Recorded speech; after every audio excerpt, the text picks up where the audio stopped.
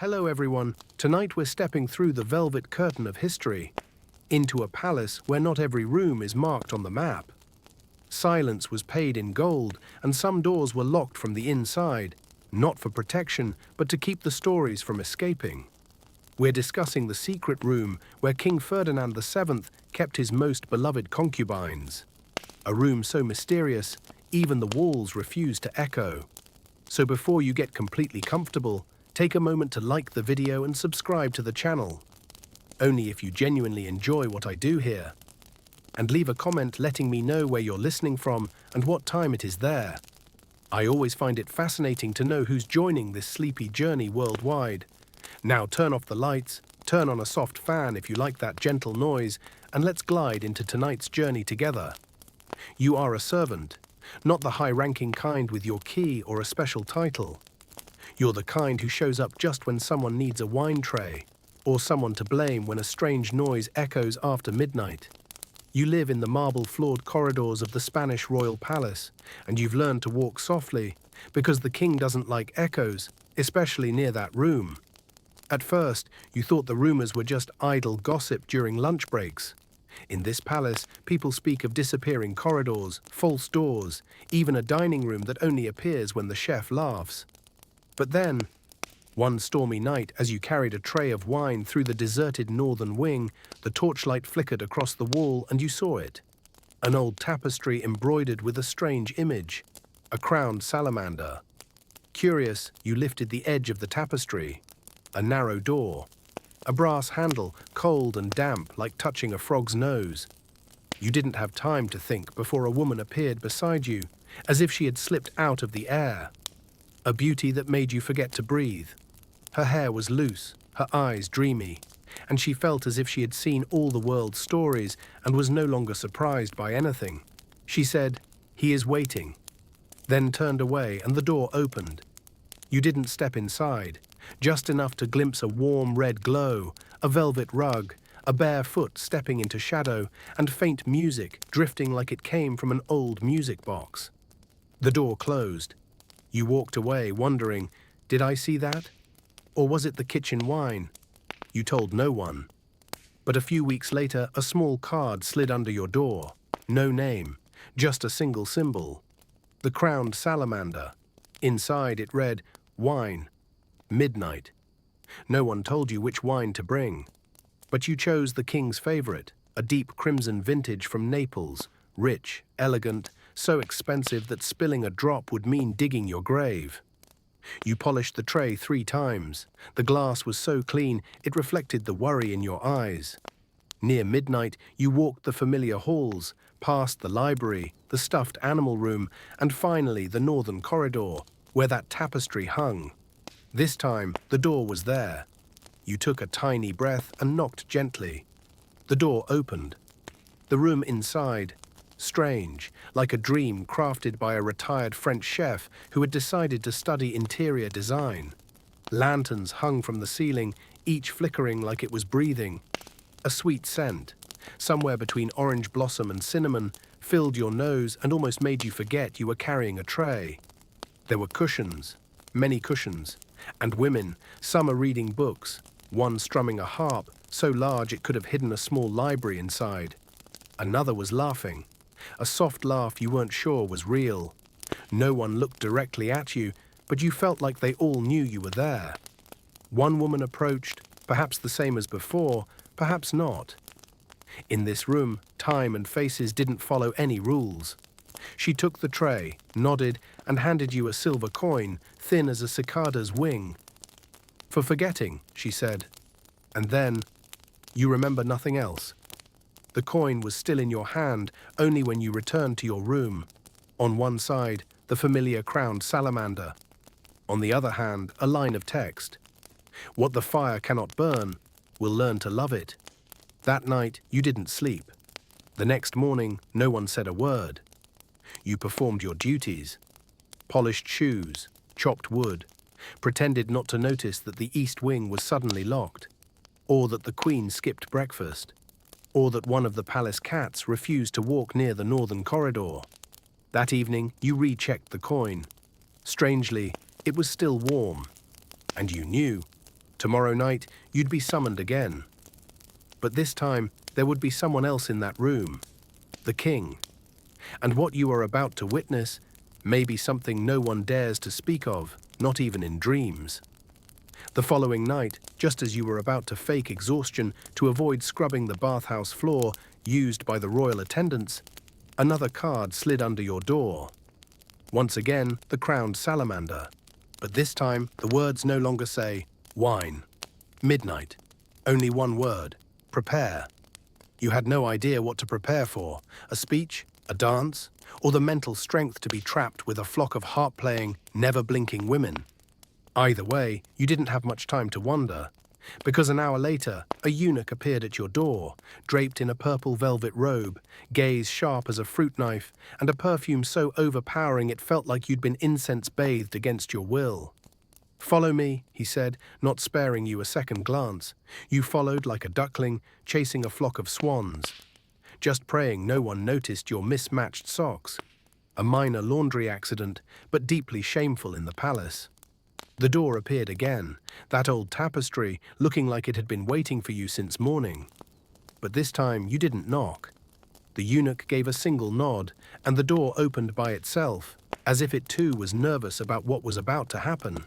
The room was the same, warm light, a scent whispering in your ear, "Don't worry, this is all just a dream." But one thing had changed.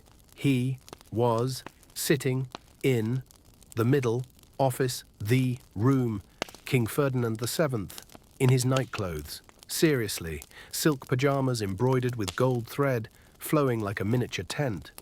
A lopsided sleeping cap on his head, and a wine glass in his hand, as if it had been fused there since 1810. His face wasn't as stern as you expected. No, it was soft, almost melting, like he'd been soaking in a hot bath for too long. But his eyes, those eyes were sharp, and they were locked on you. "You were the one who brought the wine the other night?" he asked. His voice wasn't loud, but rang out as if every cushion in the room hushed itself to listen. You nodded, every muscle in your body tensed, except your knees, shaking like a flame in a breeze. "You shall stay." You didn't even have time to ask what stay meant before one of the women walked over, gently placed a hand on your shoulder and whispered, "Tonight, you are not just a servant." You should have felt honored, but most of your brain was screaming, "No, I just wanted to polish shoes. I just wanted to chop firewood. Who handed me the lead role in this bizarre comedy?" Of course, you said nothing. You were led to a corner of the room where a small cushion awaited, a glass of wine, and a plate of fruit that looked suspiciously fresh. King Ferdinand gestured. One woman began to dance, another strummed a harp. And slowly it all blended into a performance you couldn't tell was spontaneous or had been rehearsed 7,749 times. And you? You sat there, eyes wide, ears sharp, heart pounding at a pace the royal physician would call unsustainable. Just as you began to think things were calming down, the king spoke again. "What is your name?" You were about to answer when he raised a hand. "No need. In here, no one has a name, only a role." Then he looked toward the women and smiled. "That is Nightingale. That one, Butterfly. And her, I call her Silence." Your throat suddenly felt like a desert, not from fear, but because, strangely, everything happening was beginning to feel familiar. It was as if you'd dreamed of this place long ago, but never remembered it clearly. Then something small happened. The girl called Silence, who had not said a word, placed a small folded note into your hand. You discreetly opened it, just one line. "Not everyone who enters this room is allowed to leave." You looked up. She was no longer watching you. Her eyes were on the king, who had now risen, lifted his glass and said, "Tonight, I choose to tell a story." And he began. About the women who had been here before, the ones never written into history, the ones who had made him laugh, made him cry, and one who once made him afraid. You still weren't sure if you were in a dream, a play, or a royal joke. But you knew one thing. Tonight you had stepped deeper into that room, and from now on, you were no longer on the outside. Lord Ferdinand sat down, raised his glass as if to toast his own concert, then looked around the room. The atmosphere shifted instantly, as if all the cushions were holding their breath, the lights dimmed to half their glow, and the scent of cinnamon thickened suspiciously. "You all know her," the king said, eyes staring into the void, "but no one knows the whole story. Her name was Isabel, but here I called her Barefoot." You swallowed hard. Not because the name sounded like a background character in a fairy tale, but because one of the women in the room, the one silently lounging on the green-cushioned chair, lifted her head at the mention of that name. The king began to speak. She wasn't like the others, didn't sing, didn't dance, didn't play the lute or make perfumes from rose petals. She just walked. "Walked?" you whispered, then mentally slapped yourself. This was not a place for questions. But the king wasn't angry. He smirked. "Yes. She walked everywhere. No slippers, no shoes. She said your feet had to feel the ground to know you're alive." The room fell so quiet you could hear dust settling on the drapes. "The first time I saw her, she was walking the stone hallway in winter," he continued. "Her eyes weren't on me, just on the floor, as if searching for a memory that had dropped there." You pictured it. A girl walking barefoot in winter, in a palace cold as a tomb, ignoring the curious eyes of the guards, or the fact that a king could order her beheaded for wearing the wrong footwear. "I asked her, 'Aren't you cold?'" Ferdinand recounted, and she replied, "Only when I stand still." You heard that and felt it needed to be embroidered onto something sacred, perhaps a pillow or the lining of a hood. But then the king's voice slowed. "I told her to enter this room. She didn't refuse, but she didn't seem to agree either. She just stepped in and kept walking. Around the room, across the red carpet, past the harp, around my chair, as if she was tracing the outline of a dream someone else had built." You looked around. All the women were still, listening. The girl in the corner who looked up when Isabel's name was said had now closed her eyes. Her lips pressed together like she was tasting an unripe memory. The king continued. "One day I asked her what she wanted most in this palace. She looked at me, for the first time, truly looked at me and said, 'A window.' Not to escape, just to look out and remember I haven't been swallowed whole." You exhaled. You understood that more than you wanted to admit. "I had a small window made," said Ferdinand, "just the size of a hand, but enough to let the morning light in. You were about to ask, 'Where is she now?' But stopped, because you knew. You looked around the room, at every curtain, every wall, and there was a window in the farthest corner where the light was dimmest, small, hand-sized. No one sat beneath it, but the rug there was noticeably more worn."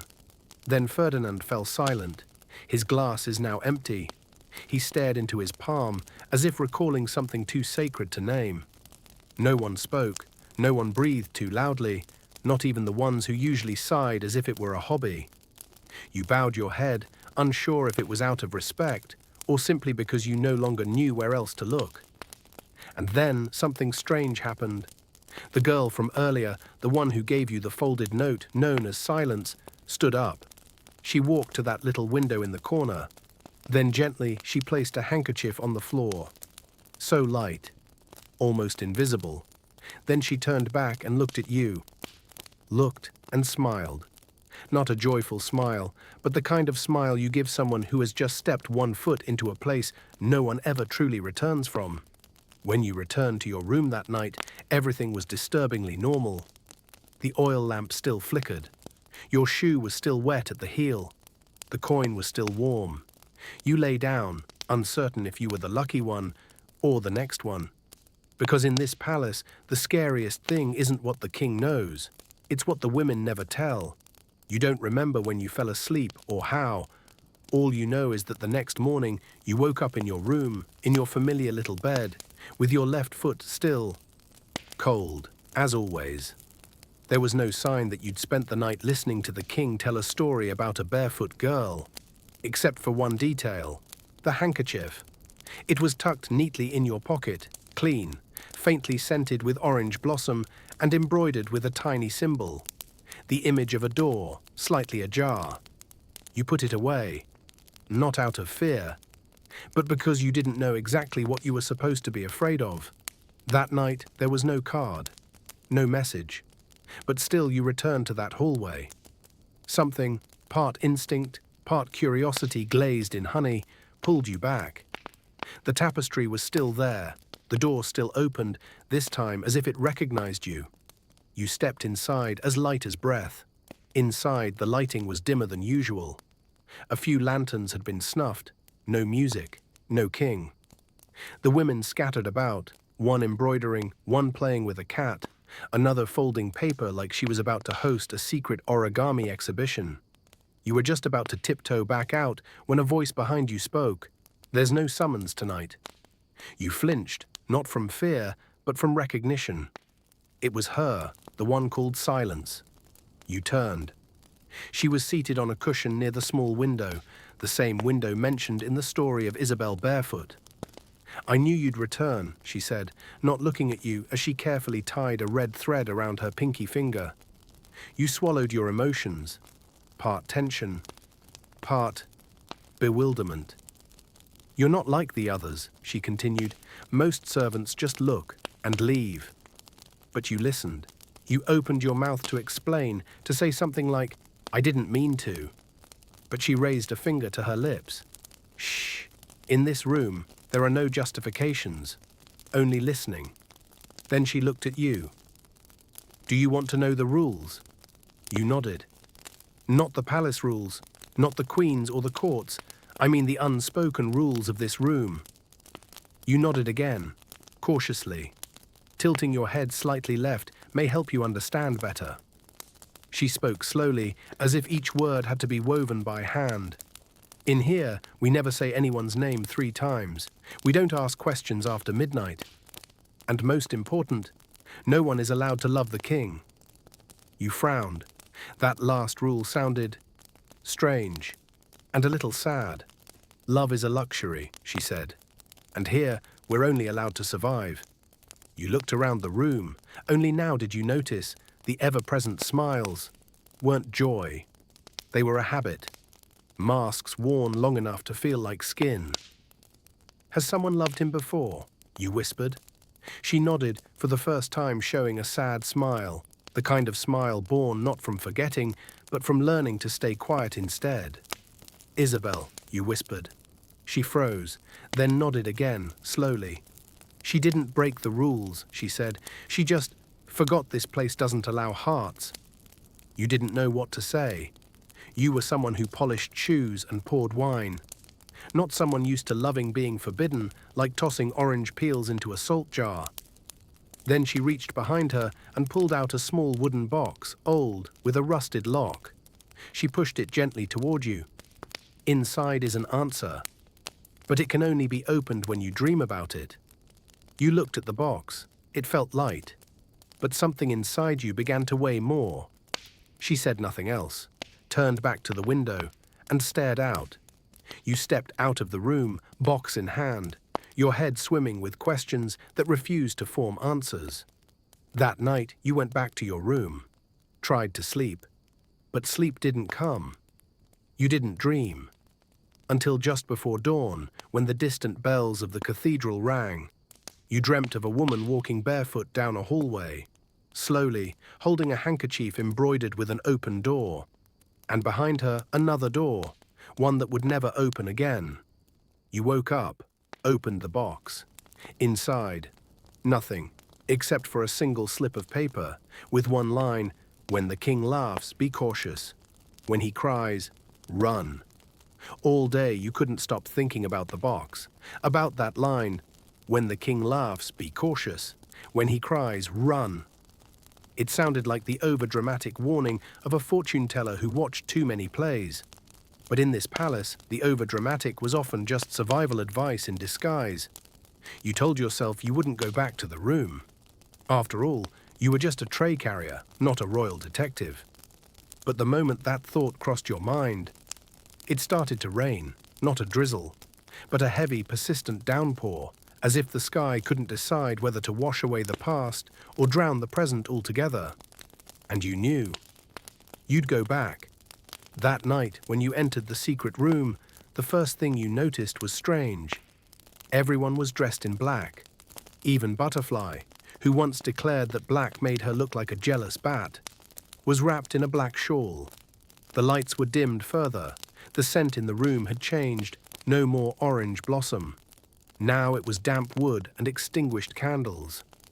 You were just about to whisper something when the door slammed open, and the king walked in. He wore a long cloak, soaked and dragging behind his steps. His hair was wet, hanging loose. His eyes were unblinking. And for once, no wine glass in hand. Instead, he held a small red box. No one dared to breathe too loudly. He walked straight to the center of the room, sat in the velvet armchair, and spoke with a voice as low as rain hitting a gutter. "Tonight we play a game." Butterfly shuddered. Nightingale looked away. Silence rose from her seat and gently stepped back into the shadows. You wanted to do the same. But your legs didn't move, as if curiosity had signed a contract your body now had to honor. "The game is simple," the king said. "Each of you will tell a lie. The last to speak the truth must leave." No one asked what leave meant. In this room, vague words often meant to vanish forever, unrecorded in any archive. He handed the red box to the nearest girl. Her hands trembled as she took it. "There are items inside," he said. "Pick one and tell a lie about it." The game began. The first girl pulled out a comb. She said, "I use this to brush the Queen of England's hair every morning." Someone let out a nervous, fragile laugh. The next drew a candle and said, "I once lit this to summon the ghost of Julius Caesar." You found the game strange, and strangely gripping, until it was the king's turn. He picked up a handkerchief, silk, embroidered with a door, slightly ajar. You stopped breathing. He said, "I have never loved anyone in this room." No one moved. A few glances flickered, then dropped. Silence looked at you. This time she didn't smile. She just shook her head. Barely. You understood. That wasn't a lie, which meant he lost the game. But he didn't leave. Instead, he stood, walked out of the room, and left the handkerchief on his chair. A moment later, Silence walked over, picked it up, glanced at you, and turned away. That night, you too left the room. As you passed through the corridor, you heard someone crying. Very softly. It might have been the wind, or someone who had spoken the truth too soon. You didn't fall asleep right away. You sat on your bed. Opened the wooden box again. This time, something new was inside. The red handkerchief, and on the back, embroidered words, "Whoever loses the game never truly leaves." The next morning, the rain was still falling, but it had softened, like even the sky was exhausted from watching the secret room all night. You woke with a strange feeling, like something was off, but you couldn't name it. The wooden box still sat on your table. The red handkerchief is still inside. And you still hadn't decided what to do with either. You got up to wash your face, and that's when you noticed something tiny, almost invisible. The curtain in your room had been replaced. No one in the palace changes a servant's curtain overnight unless you're about to be reassigned, or worse, relocated to a more suitable position. You checked everything. Nothing else had changed, except in your mind, that quiet certainty that something had just been pulled out of the world without making a sound.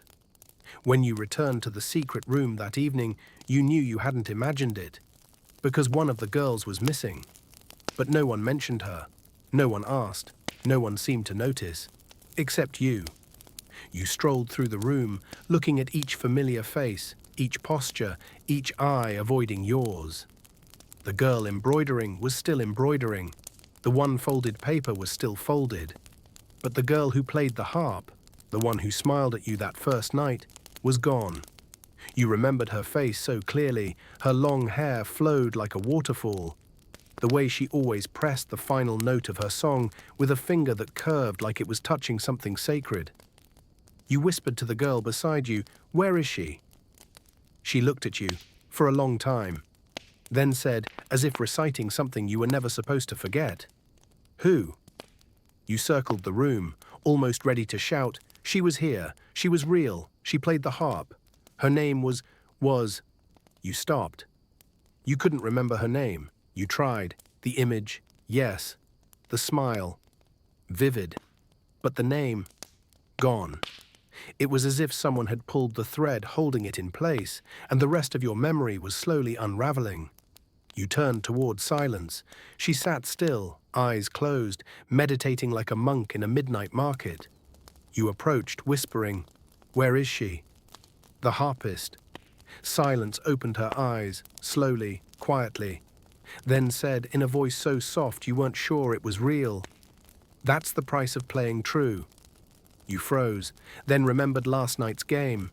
Everyone had told lies, but her, you remembered. What did she say? You tried to recall and couldn't.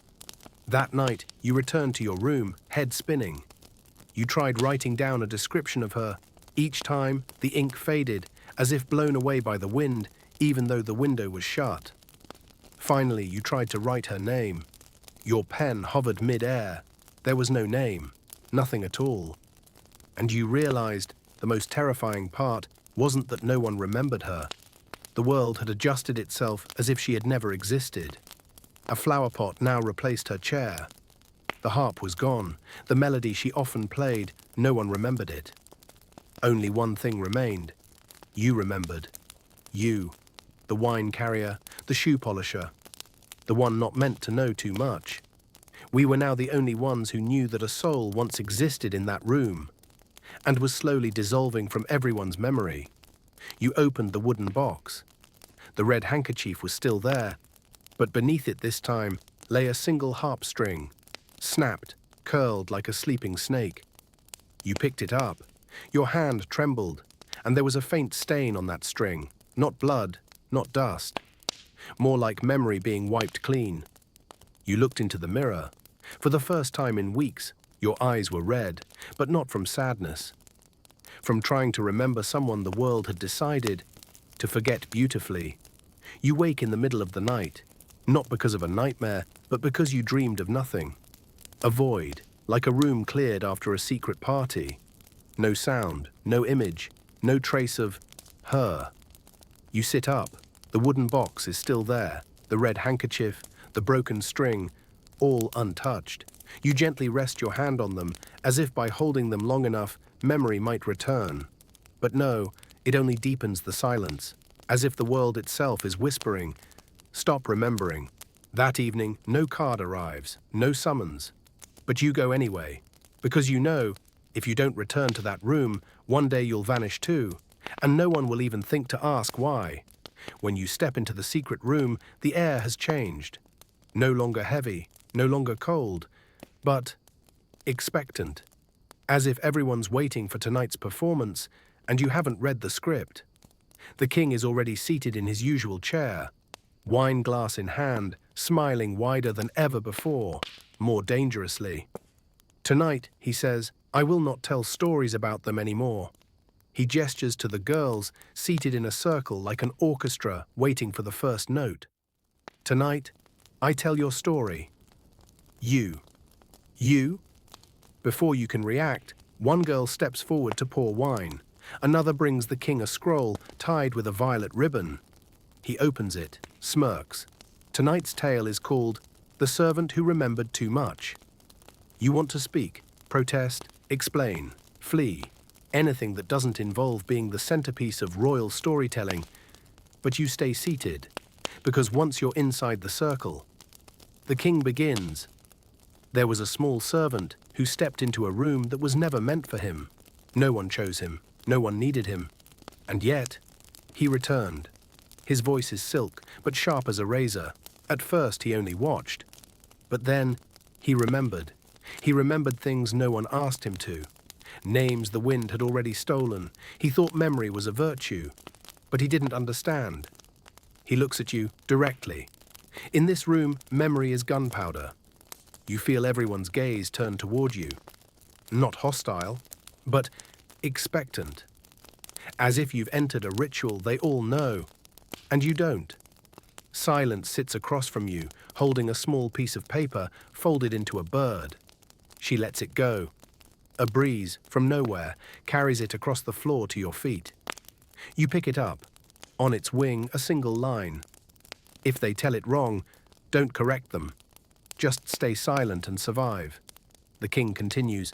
The servant began speaking to the girls, asking questions he shouldn't ask, looking where he shouldn't look, and worst of all, he remembered someone I've already forgotten.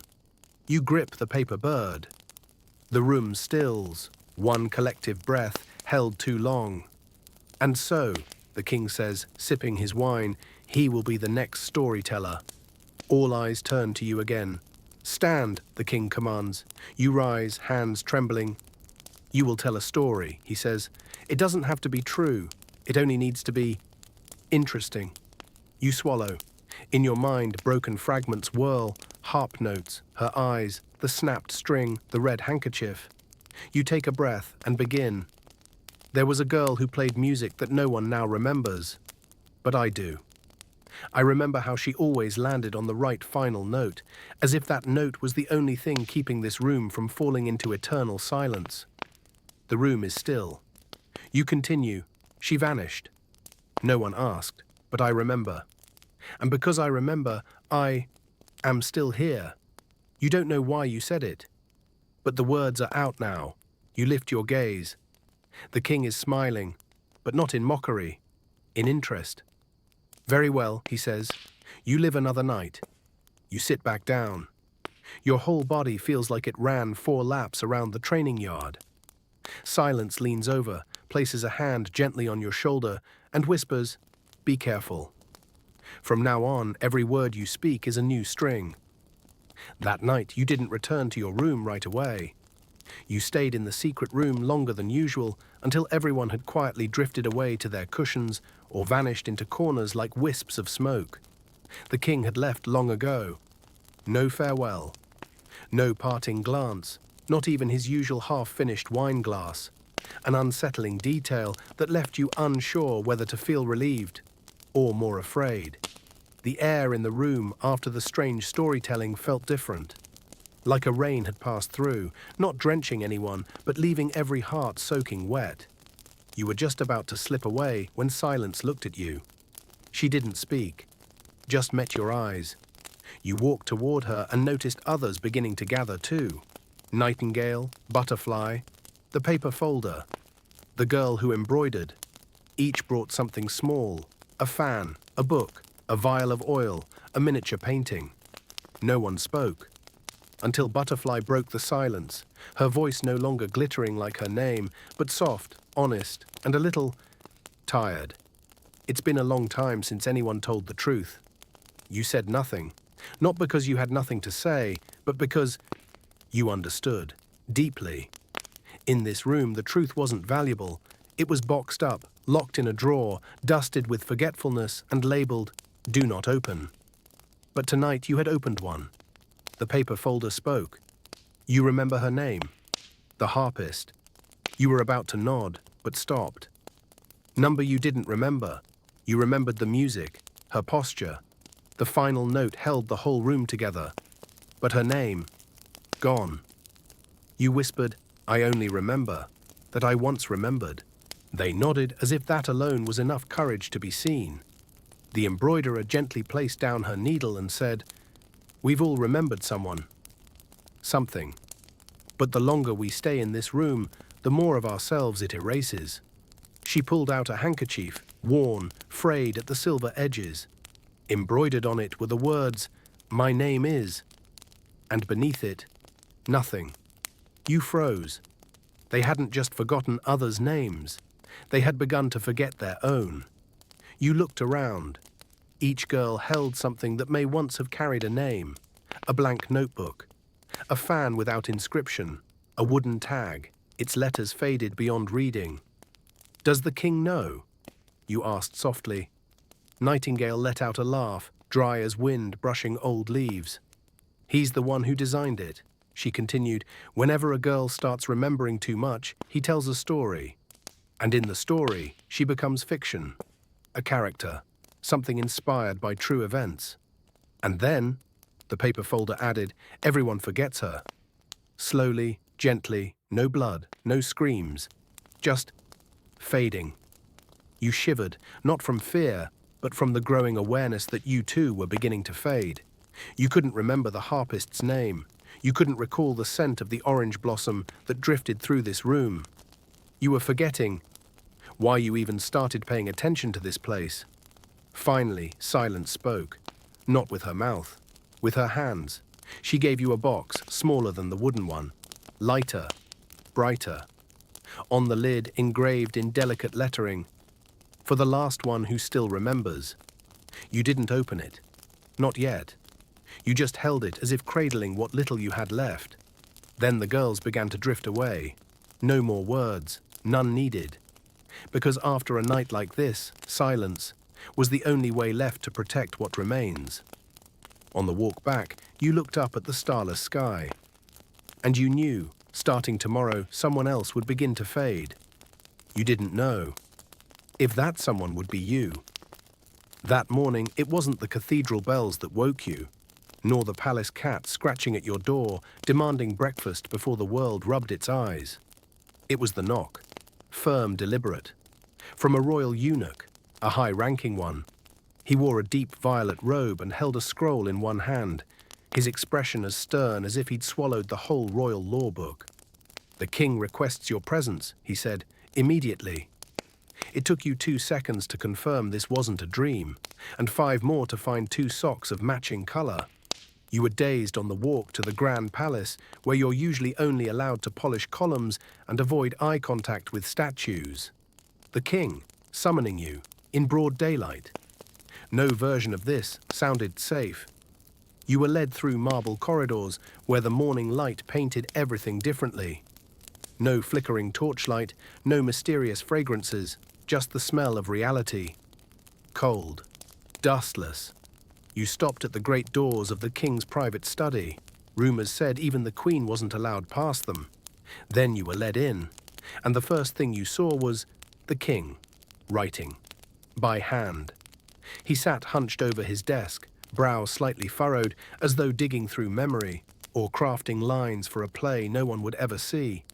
You stood there, unsure if you were awake. Finally, he looked up. His eyes weren't red, not tired, but sharp, clear. It felt so clear that he could see your spine. "You've arrived," he said, his voice low, like a page turning slowly. You bowed, unsure what to say. "Good morning" sounded like a grave misstep. He gestured to the chair opposite him. You sat. He slid a book toward you, leather-bound, dark brown. On the spine, a crown wrapped in flame was embossed in gold. He said, "This is my journal." Your eyes widened. The king, keeping a journal, writing it himself. King Ferdinand read your surprise like a man used to it. "I write when I can't sleep," he said. "Lately, I've been sleeping less." You wanted to ask, because of me. But even you weren't that foolish. He went on, "This book holds stories never told, names that have been forgotten." You stared at the journal. You didn't dare open it. But you also couldn't look away. Then he said something that stole the breath from your lungs. "The name of the harpist. I can't remember it." You looked up. "I wrote about her often," he continued, "but when I read the entries back, her name was gone." He tapped the journal softly. "This book erased her." Silence filled the room, the scratch of a quill on parchment somewhere, the ticking of a clock, and your heartbeat is growing louder. Then he looked at you again, this time not sharp, but almost uncertain. "Do you remember?" he asked. You nodded, slowly, as though each vertebra had to approve the gesture before letting it pass. The king leaned back. "Then I need you," he said. You didn't understand. You, wine-bearer, shoe polisher, grape barrel counter, needed by the king. He explained, "I will read to you from this journal, and you will tell me what remains, what has faded." Your mouth was open. No words emerged.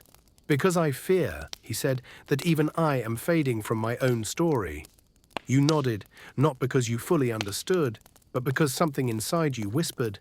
If you didn't nod, you'd fall off the edge of this world you stepped into long ago. The king closed the journal. "Tomorrow," he said. "We begin." On your way back, you realized something. You were no longer just a servant. You were now the keeper of memory. But whether that was an honor or a sentence, you didn't yet know. Only this: once you begin remembering for someone who is forgotten, you are no longer allowed to forget. The next morning, the sky was dry. No rain. But you still wore your cloak. Not for the weather, but for the strange nakedness one feels when facing the past of a king slowly losing himself. You were led again to the royal study. No guards, no attendants, just you and King Ferdinand. And the journal. Dark leather, worn with age. Its scent is like a damp memory sealed in a forgotten history drawer. The king sat still, hand resting on the first page, like a priest preparing to open a forbidden gospel. "Are you ready?" he asked. You nodded. This time, no trembling, he opened the book. The first page, no date, no title, just one line in his handwriting. It happened in a winter no one remembers anymore. You looked up. "I remember," the king said softly. There was snow, but no cold, just white, as if every sound in the palace had been wrapped in cloth. He turned the page. The following paragraph was slightly crooked. Some lines were blotted out in dark brown ink. He read aloud, "She arrived on a morning no one expected. No escort, no trumpet, just a carriage and a handwritten note. Give her a room, ask no questions." A chill ran through you. Something felt wrong, but also real. Ferdinand closed his eyes for a moment, then continued, "She had white hair, not silver, not old, but white, like a blank wall no one had dared to paint on. Her dress bore no embroidery. Her eyes never blinked. You remembered a story once whispered about a girl who never smiled, never sang, only sat near the fire and listened to music that no one played. Could it be her?" The king paused. "After a few days," he murmured, "they started calling her the Wall. No one used her real name. Or perhaps no one remembered it." You glanced at the page. A thick black smear ran through the middle of a sentence. You asked, "Here, did you erase her name?" Ferdinand nodded. "I feared it. Every time I read it, I dreamed of my chamber, windowless." He flipped the page. This time, no words. Just an ink sketch, blurred by time. A lone figure stands in a bare room, at the center of a hallway with no exit. Your heart pounded. Then the king said the words that silenced even your thoughts. "That's me." You looked up. "In the dream, I am the one locked inside," he said, "and she, the one without a name, stands outside. But she doesn't save me, doesn't knock. She stands there." The air in the study grew still, like someone had sealed off time itself. You didn't ask which frightened him more, being forgotten or being remembered. He closed the journal, gently, but it sounded like a door slamming shut. "I haven't written since that night," he said, "afraid that if I continue, she'll come back." You asked, almost in a whisper, "But if you forget her completely, did she ever exist?" Ferdinand looked at you, and for the first time, not as a king, not as a storyteller, but as a man who'd lost something too big to name. He said, "I don't know anymore, but if you still remember, maybe she hasn't entirely gone." You left the study in a strange daze, not heavy, not light, just suspended. Back in your room, you opened the wooden box. The broken harp string inside had changed. No longer dark brass, but a pale grey shimmer, the color of her hair in the king's story. You added something to the box, a tiny piece of paper, freshly written. On it, a single line. "Not everyone who is forgotten disappears." That night, you returned to the secret room, not because someone summoned you. There was no card, no command. No quiet attendant was waiting in the hallway with a small lantern, as there always had been. Only you, and a strange, sharp feeling in your chest, like someone had just come back, and everyone was pretending they hadn't noticed. You pushed the door open. Inside, everything was almost exactly as it always had been. Soft golden light, the faint scent of incense, cushions waiting in patient silence. But no one was speaking, no one is laughing, no music is being played. The room was so quiet you could hear the fabric shift as one girl turned slightly to avoid your gaze. You walked the circle, scanning each face.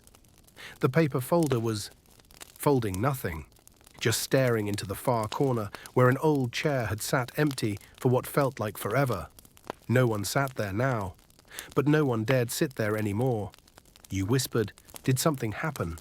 Nightingale flinched, like you had dragged her out of a dream she didn't want to leave. She shook her head. Too quickly, too sharply. You knew better than to trust nods or silence in this room. Then you heard it. Footsteps, software slow, but unmistakable. A figure stepped through the back curtain. It was her, the harpist, the girl you still remember. She didn't wear her old dress. Her hair wasn't loose. She wasn't carrying her harp. Instead, she held a polished black wooden box. Rectangular, longer than any you had seen before. No handle, no lock. She didn't look at anyone, but everyone was looking at her. You stood. Tried to keep your voice calm. She didn't reply. She walked straight to the center of the room, to the king's empty chair.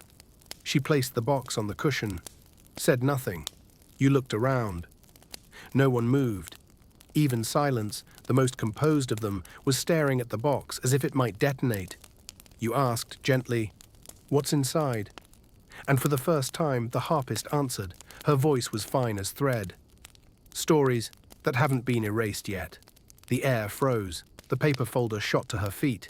"No," she whispered, "we can't open that. That's against the rules. The law—" Butterfly backed away, clutching the edge of her cushion. A chill slipped up your spine. "Stories not erased yet," you repeated. The harpist nodded. "We don't disappear," she said. "We get archived." "Where?" you asked. She laid a hand on the box. "Here." You looked around. No one dared come closer, but no one left. The silence now felt ceremonial. You stepped forward, not out of courage, but because you knew if you didn't do it, no one would. You reached out, touched the box, cold, smooth, no keyhole, no latch. But the lid didn't seem to open by force. You looked at her. She said, "Only someone who still remembers can open it." You placed your hand on the lid, didn't press, didn't lift, just rested there. For a moment. Then, click. The box opened. Inside, no gold, no letters, no objects, just sound. A melody flowed out, the one she once played on her harp. But this time there was a whisper beneath the music. A voice woven into the notes. "If anyone still remembers me, please don't let me drift away." You turned. The room was motionless. The king was not there, but his chair remained empty. And beneath it, something new, a single white feather, wet with water. No one knew where it came from, but everyone understood. Someone had returned and brought back something that was never meant to be heard again. After that night, the black box was gone. You checked. Before sunrise, you returned to the secret room. The cushions were untouched, the lights had gone cold. But the box, the one that carried sounds once lost to forgetting, was nowhere to be seen. No trace, no note. Only the white feather, now dry, lay exactly where it had fallen, at the center of the cushion. You picked it up.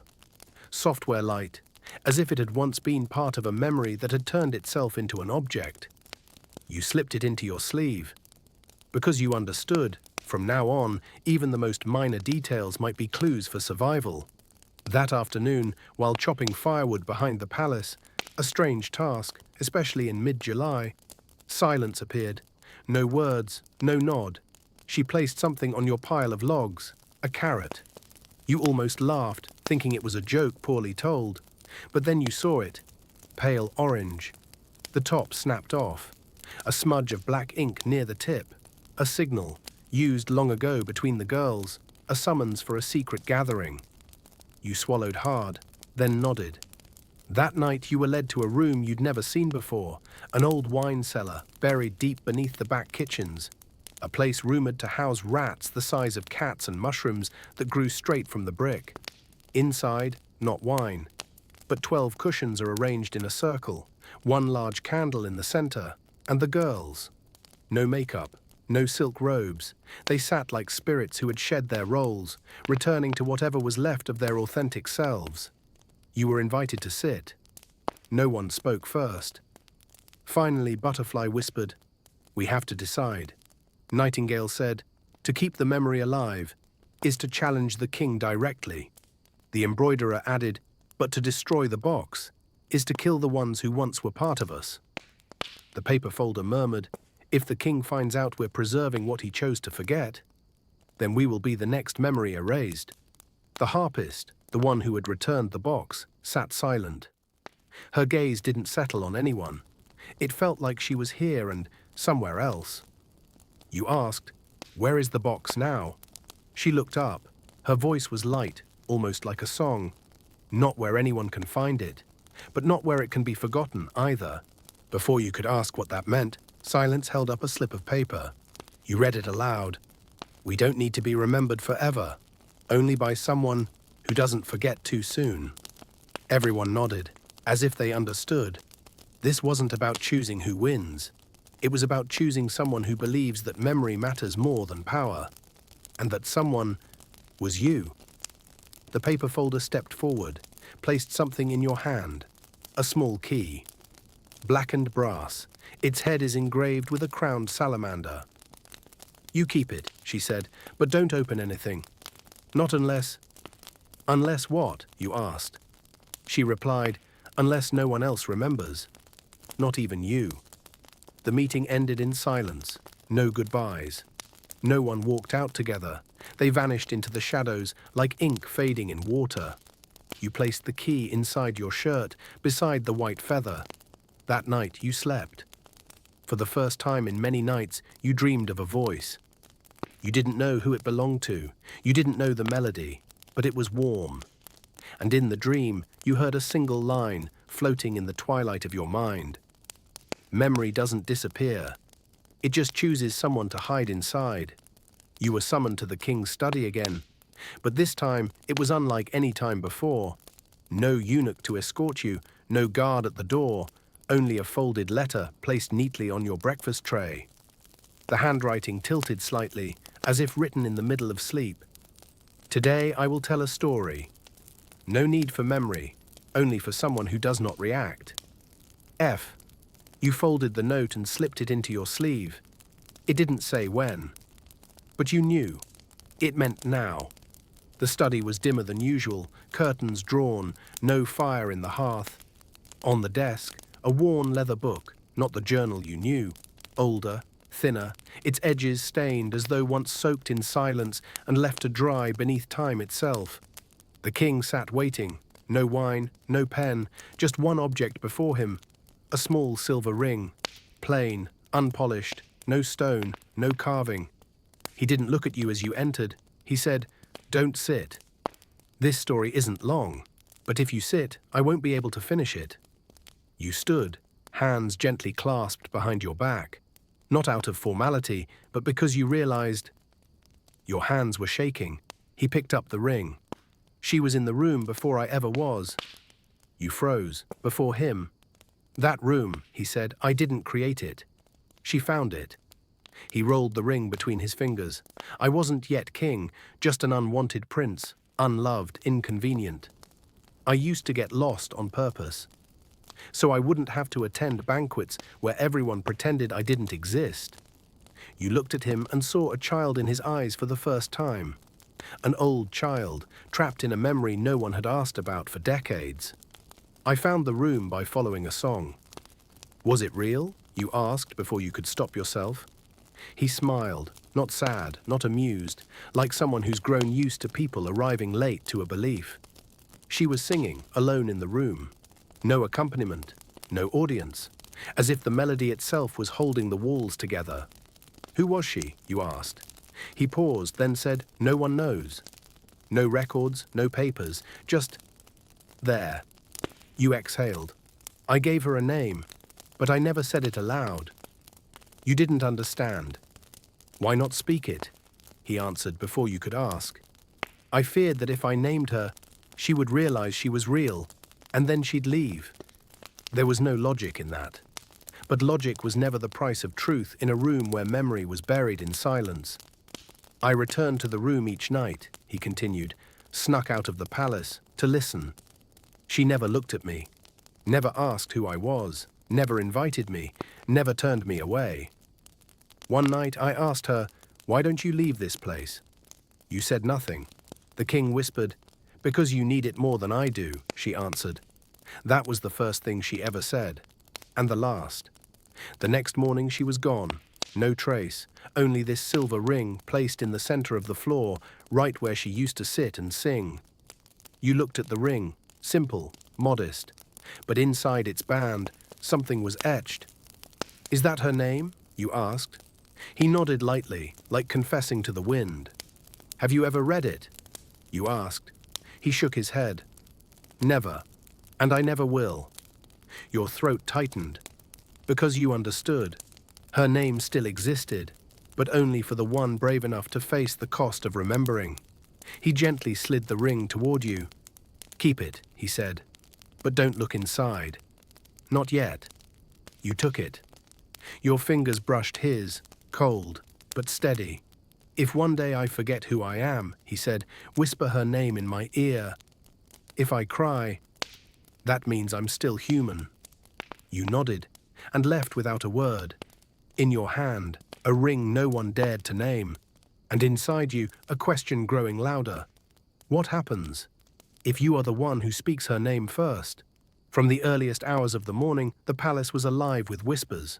Not because of royal guests, not because of a festival, but because a play was being staged. The rumor swept through the halls like wind. The king himself had ordered a stage to be built inside the grand ballroom. That vast, echoing chamber only opened once a year for noble waltzes and masked smiles. But tonight there would be no guests, no dancers, only the girls from the secret room. And you. You didn't know what role you'd been assigned, only that someone had tailored you a costume so precise it felt like a trap. Along with it came a mask, white, featureless. No eye holes, no mouth slit. At breakfast, a doorman handed you a folded note with a single line, your role, the one who should remember nothing. You muttered, "So, I'm the lead." No one answered. By evening, the ballroom shimmered with candlelight. Lanterns hung from the ceiling like exhausted stars not ready to burn out. At the center, a low round stage, veiled in red silk. Around it, velvet cushions were arranged in a perfect crescent. You sat at your marked place, an unnamed seat, carved with a single symbol, a half-closed door. You recognized it, the same embroidery that once appeared on the very first handkerchief given to you. There was no bell to announce the play, no introduction, no prelude. It began. The paper folder stepped onto the stage first. She played memory number. First her costume, ashen grey, lined with silver.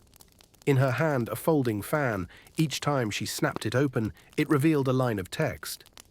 "I once existed when someone still believed flowers could bloom on stone." The room was silent. No applause, no smiles. Next came Nightingale, the lost melody. She sang a broken tune, one that climbed 2 notes high, then dropped, trapped in the space between chords. No one breathed. Then Butterfly, the one who forgot how to fly. She didn't speak. She circled the stage, tearing small pieces from the hem of her dress and laying them on the floor behind her like breadcrumbs from a forgotten path. And finally, you. You were gently pushed into the light. The mask on your face felt heavier than it should. You could see nothing, but you felt the room watching. No director spoke, no script was given, only a single voice echoed inside your mind. Quiet, not your own. You need only stand there and forget. You stood, a spotlight fixed on you, bright, suffocating, stripping every hidden thought bare. The girls circled you, whispering in turn, "You are the one who wiped away names. You are the one who folded memories tight. You are the one who stayed silent when the world begged to scream. You are the one who survived by not resisting." Then a figure emerged from the shadows. Not a girl, the king. No crown, no royal robes. Just a man in a white shirt, slightly unbuttoned, eyes weathered from knowing too much. He stepped toward you, in his hand, the black box. You froze. So, he knew? He opened it. The melody returned. But this time he didn't listen in silence. He sang. His voice was untrained, rough, but honest enough to make the room shiver. The words were simple. I don't need forgiveness. Only someone who remembers who I was. The room held its breath. Then he stepped close to you, the masked figure, and whispered, Now tell me, do you remember who I am? You didn't answer right away. You looked at him. Then slowly, deliberately, you lifted your hands and removed the mask, bit by bit, until your eyes met his. You whispered, I remember you, not because you're a king, but because once you forgot someone, and it hurt. He said nothing, just nodded, then turned away. The play ended without a curtain or a cue. No applause, no final bow, only the lingering line of his song still floating in the air. Who keeps memory for the one who keeps memory? That night, you were not allowed to return to your room. A young girl, someone you had never seen before, appeared in the empty corridor and said just one sentence. Follow me, don't ask. You did. You didn't need to ask, because somehow it felt like you'd been waiting for this moment since you first stepped into the room with no name. You passed through corridors no one had dusted in decades, stone walls lined with moss, lanterns hanging crookedly, casting shadows shaped like sleeping monsters. The deeper you went, the louder your footsteps echoed. The girl never looked back, but you knew, if you stopped now, everything would vanish. Finally, a massive oak door appeared, old, handleless. She placed her palm against it. No push, no knock. And it opened. Inside was a circular room, black velvet walls, a single opening in the ceiling where moonlight spilled in, like a silver thread tying sky to soul. 12 girls sat in a circle. Each wore a long robe, the color of mist, no jewelry, no shoes. At the center stood a low stone pedestal. On it, a wooden bowl filled with white feathers. You recognized them, the same kind as the first feather you ever found. Fragments of memory, once forgotten, are now gathered in one place. The silent girl rose to her feet. Her eyes met yours. We call this the vigil ceremony, she said. You've kept for us what no one dared to remember. You stood between story and silence, between the forgetful and the ones who never knew they should remember. And you did not betray us. You opened your mouth, but she raised her hand. No need to speak, only to accept. You stepped into the circle.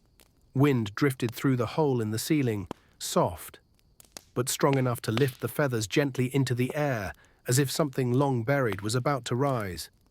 Before you become the keeper of memory, the embroiderer said, you must leave behind the part of yourself that matters most.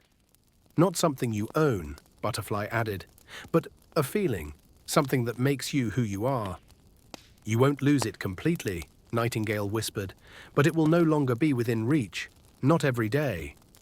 You were quiet. You thought, what do I even have that's precious? No fortune, no legacy, no name anyone remembers apart from the handkerchief you once washed for someone who didn't even know your face. You have memory. But now you are the memory keeper. You cannot trade that away. So then, what's left? You looked up and said quietly, slowly, I will give up the ability to dream of myself. The circle went still. No laughter, no protest. The silent girl nodded, her gaze brushing yours with something almost mournful. You will still dream, she said, but from now on, you will not be the center of them. You will see others, stories yet untold, longings that were buried, but never yourself, not again. You nodded. The paper folder stepped forward, handing you a silver handkerchief. No embroidery, no trim. This is the blank cloth, she said, for one who never had a role. Until now, it belongs to you. She embroidered one word in the corner. Keeper. Not guard, not watcher, just keeper. Like the title of a melody with no lyrics. You knelt before the pedestal. The harpist stepped forward, took one feather from the bowl, and placed it gently on your head. "You've made your choice," she whispered, "and from now on, those who are forgotten will come to you in their sleep." The ceremony ended without a sound. One by one they vanished, quiet as mist. You were the last to remain. You looked up at the ceiling. The moonlight had faded. Only your shadow remained on the stone floor, long, formless, silent. You touched the silver handkerchief in your palm and felt as if you had just lost a secret room inside your soul. You will no longer dream of yourself, but you will dream of them, one by one, and you will be the last soul to remember their names when the world has chosen to forget. The secret room had been silent for 3 nights straight. No summons, no invitations to play the old games. Even the candles had been reduced, just a few faint flames flickering, as if they too were beginning to forget their purpose. You were used to silence, but this time the silence felt different. Like someone had just woken from a long dream, opened their eyes, and realized the room they'd been sleeping in. It was no longer quite the same. On the 4th night you returned. No one called you, but you knew. A silver handkerchief had been carefully folded and placed outside your door, with a single white feather on top. Not a bird feather, but the kind that appeared only during the ceremony. Everyone was already seated in a circle when you entered the secret room. But there was someone else. He wasn't a guard, not a nobleman, not a court official. Just a man in a silver-grey cloak, collar worn thin, holding a wooden staff curved like the hook of memory. He did not sit. He did not ask anyone to stand. He only looked around the room as though greeting old family whose names he'd forgotten. Finally, his eyes landed on you, and he said, "So at last, someone has replaced me." You didn't react. You'd been warned. The keeper of memory should never be the first to speak. The silent girl rose. She did not approach him, only asked softly, "Who are you?" He smiled, toothless, but not mad, not cruel, just tired. It was as though he had finally waited too long for someone to ask. "I was the first keeper," he said. All eyes turned to you. You stayed silent. He went on. "Before the king, before these girls. I was chosen to remember when the palace walls were still bare, when beds were straw mats laid over stone." Nightingale whispered, "No one ever told us of another keeper." He smirked. "Exactly, because everyone forgot." He stepped into the center of the circle. He withdrew a black wooden box from his robe, just like the one you once kept. But older, scratched, faded. He opened it. No sound, no music, just a single strand of hair, white as snow, smooth and alive. You could feel it stir, barely breathing. He pointed at you. "You were not chosen because you were worthy. You were chosen because no one else would hold on this long. You think you're the first to dare remember. I once remembered so profoundly, I carved my name into the scar of my palm, but eventually, everyone forgot me. Even she forgot." Your heart slowed. "She?" you asked. He nodded. "The one who sang the first song, the one who found the room, the one with no papers, no name." You whispered, "Did you love her too?" He laughed. "Number I wasn't allowed. Keepers don't love. We record and hurt in place of others." The air in the room cooled. The paper folder whispered, "Then, why have you returned?" He looked around. "To reclaim what I once stored, and to ask." His gaze returned to you. "What did you give up to become the keeper?" You answered, "The ability to dream of myself." He closed his eyes, nodded slowly. "And I gave up my name." He held out his hand.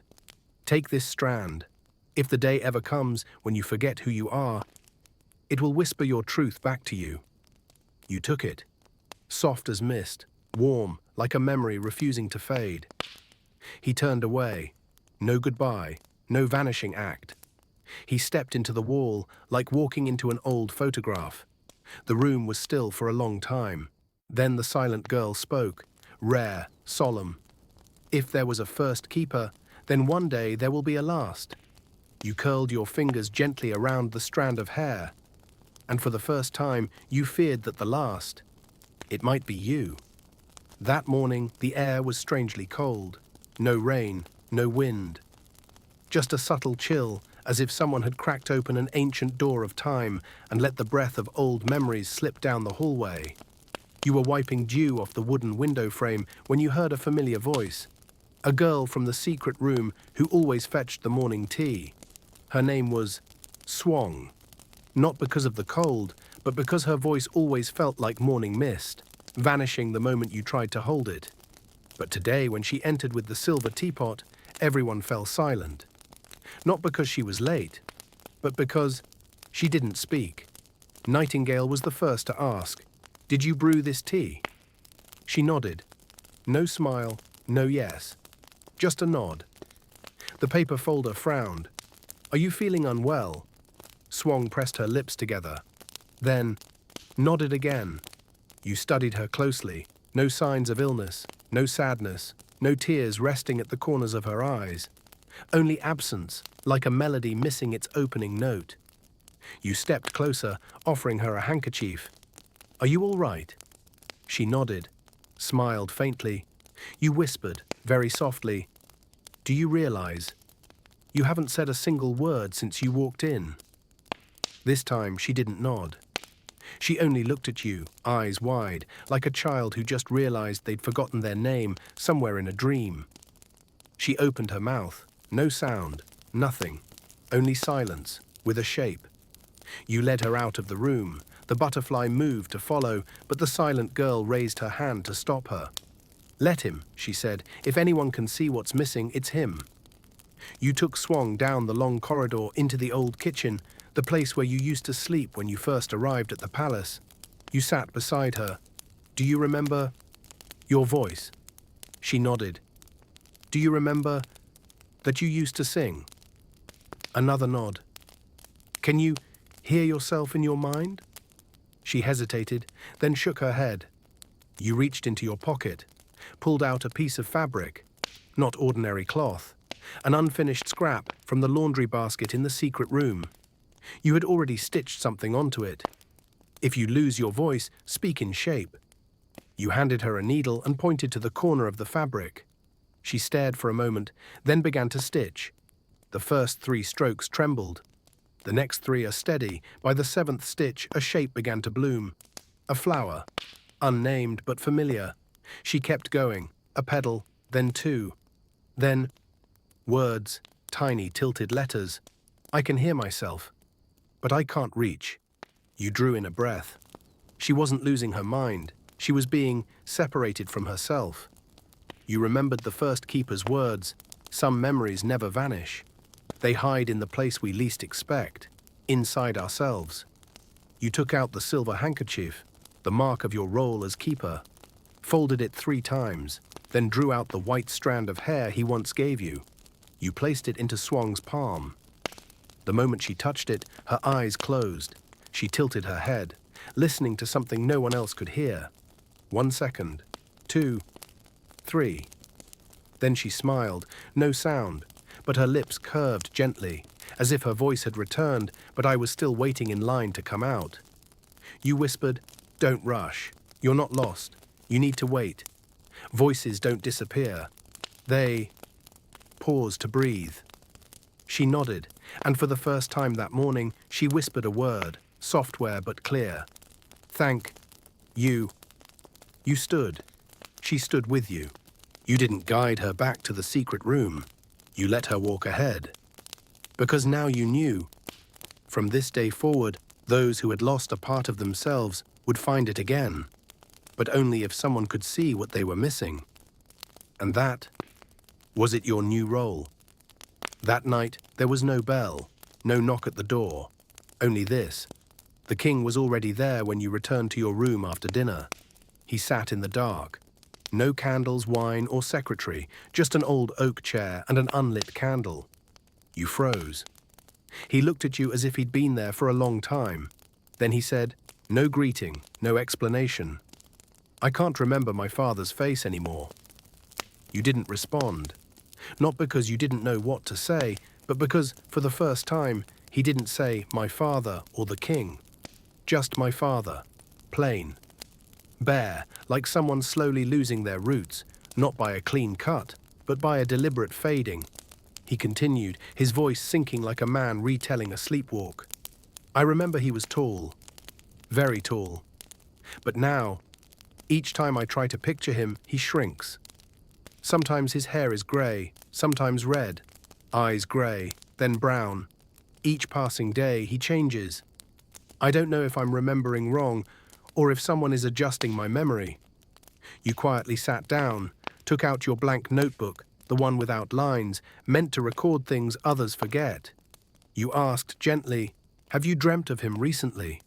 The king nodded. In the dream, he sits behind a curtain. He never steps out, only his hands reach forward. Icy hands, closer each night. Last night he touched my shoulder. You gripped your notebook tightly. Were you afraid? He shook his head. I felt nothing. And that is the frightening part. You opened your notebook and wrote, "Memory retreating from the center. The face, the main door, is being locked from the inside." You asked, "Do you still have anything that once belonged to him?" The king looked up, and for a brief moment, his eyes flared like a wet match catching flame. Yes.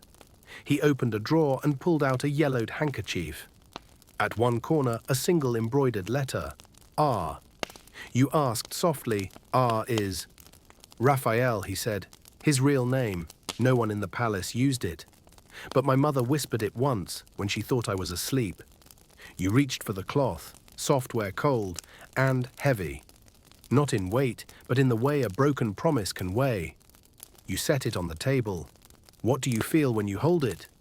The king replied quietly, "Nothing." And that's why I rarely dare to touch it. You reached into your coat and drew out the white hair, the one given to you by the first memory keeper. You placed it beside the handkerchief. The king startled slightly, not because of the hair, but because of the image that flickered in his mind the moment the two touched. "A window," he whispered. "A small window. Someone stands outside, but never steps in." You nodded. Your memory is being pushed to the edge. You need to call it back. But not with willpower. With what then? You looked him in the eyes. With action. Do something you once did with your father. Something no one knows. Something never written down. He paused, then slowly stood. He walked to a wooden shelf lined with books. But he didn't take one down. Instead, he knocked on the side of the shelf. Once, twice, 3 times. And a small box popped out from the bottom. Inside was a wooden spinning top. Simple, rough, old. He picked it up. "It was his," he murmured. "We used to play every night when I was small, just the two of us. No one else knew." You nodded. "Spin it," you said. "And if his face comes back, describe it. Right away. Don't let it slip again." He set the top on the stone floor. A breeze passed by, and it began to spin. First turn. Silence. Second turn, you heard a faint window tap. Third turn, the king held his breath. Then he gasped. Pale blue eyes, scars through one eyebrow, wore a silver ring shaped like a crescent moon on his right hand. You wrote it down, every word, without error. The king smiled, faintly, like a man finding an old candle in a room that's been dark for 10 years. Then, the top stopped spinning, and the king whispered, "Now I remember why I never forgave myself." You asked, "Why?" He answered, "Because I didn't keep his final promise." You nodded slightly. But tonight you kept his face, and sometimes that is the last apology still waiting to be spoken. The king said no more. You placed the top back in its box, closed it. You saw the yellowed handkerchief still resting on the table on your way out. And as you turned to leave, you heard him whisper, not to you, but to someone long gone, "Father, tonight I will dream of us again. And if you're standing by the window, please come in." You returned to the secret room the next night. No summons, no signal, no silver handkerchief folded in thirds. But you knew you had to go. like a gatekeeper who still remembers the door no one else recalls. When you pushed it open, everyone was already there, seated in their usual circle. But one thing was different. At the center of the room, where the black memory box once sat, it was a different box. No carvings, no lock, no scent of incense, just a flat, ash-colored wooden box, slightly ajar, as if someone had set it down hastily and vanished. The paper folding girl spoke first. No one brought it. When I arrived, it was already here. Butterfly shook her head. Not mine. Nightingale whispered, I heard a faint knock. Around dusk. You stepped closer. No name was etched on the box. You placed your hand on the lid. Cold, smooth, emotionless. You opened it. Inside was a mirror. Square, unframed. Its surface was so clear it nearly disappeared. But it didn't reflect you. Not the ceiling, not the candles. Only emptiness. You looked up at the others. There's nothing. The silent girl gave a slight nod and approached. You tilted the mirror toward her. First 3 seconds, nothing. Then on the fourth, she blinked, stepped back. You asked, what did you see? She didn't reply. Her face was pale. You tried with someone else. Butterfly. She looked. 1, 2, 3. At the 4th second, she clenched her jaw and turned away. You felt something was deeply wrong. You turned the mirror toward yourself, and for the first time, you saw yourself. But not your present self. Not the child you once were, you, without eyes, your face, your clothes, unchanged. But your eyes were gone, as if looking too deeply, had erased the tools you used to see. You placed the mirror back in the box, closed it, very slowly. You turned to everyone. It doesn't reflect the present, not the past either. It shows a version of me when no memories are left to hold. The embroidery girl whispered, maybe. That's the final form of the memory keeper. The music girl gave a quiet nod. Holding nothing, no one left to remember, nothing to preserve. Only the shell, the shadow, and a mirror. You sat down, looked at the box, then said, we shouldn't destroy it. All eyes turned to you. You continued, it's not here to frighten, it's here to remind that if we don't share memory, the last one holding it will forget themselves. You turned to the silent girl. We need a name for this box. She nodded, took out a handkerchief, began stitching right there. Just one word, root. Root, like a tree's beginning, like the source, like the start of something no one wants to remember. But no one should be allowed to forget. You placed the cloth atop the box, handed it to the paper folding girl. Hide it, you said. No lock, but it makes it hard to find. Anyone who discovers it will have earned the right to see it. She nodded. The gathering dissolved into silence. You stayed behind. You looked at the box one last time, then turned away. On your walk back to your room, you thought of your eyes in the mirror. And you felt they were returning, little by little. Every person you remembered, every memory you protected. It was a shard of mirror piecing your image back together. No one is whole, but anyone can reflect their truest self, if they look long enough, without fear. The fog was so thick that morning you couldn't see your fingertips. No word of an audience, no silver handkerchief folded thrice, no feather. Only a silent guard at your door at dawn, handing you a key and a slip of paper with 3 words. Northern storage room. You rose, pulled on a heavier coat, tucked the silver cloth inside your lapel and left. The northern storeroom hadn't been visited in years. Rumor had it, it was once a stable, then a holding place for forbidden letters, then a vault for unused things, memories in material form. When you arrived, the king was already waiting. No attendants, no guards. Just him, and a wooden chest 3 times the size of an ordinary man. Covered in dust, wrapped in burlap, sealed with royal wax. You bowed. He didn't return it, just said, I don't remember sealing this chest. But the wax is mine. No one can fake it. You stepped forward. On the lid, carved deep, for the next memory keeper. You froze. The king glanced at you. Seems it wasn't for me after all, but for you. You pulled out the key the guard had given you and inserted it into the lock. It fit. The lid creaked open.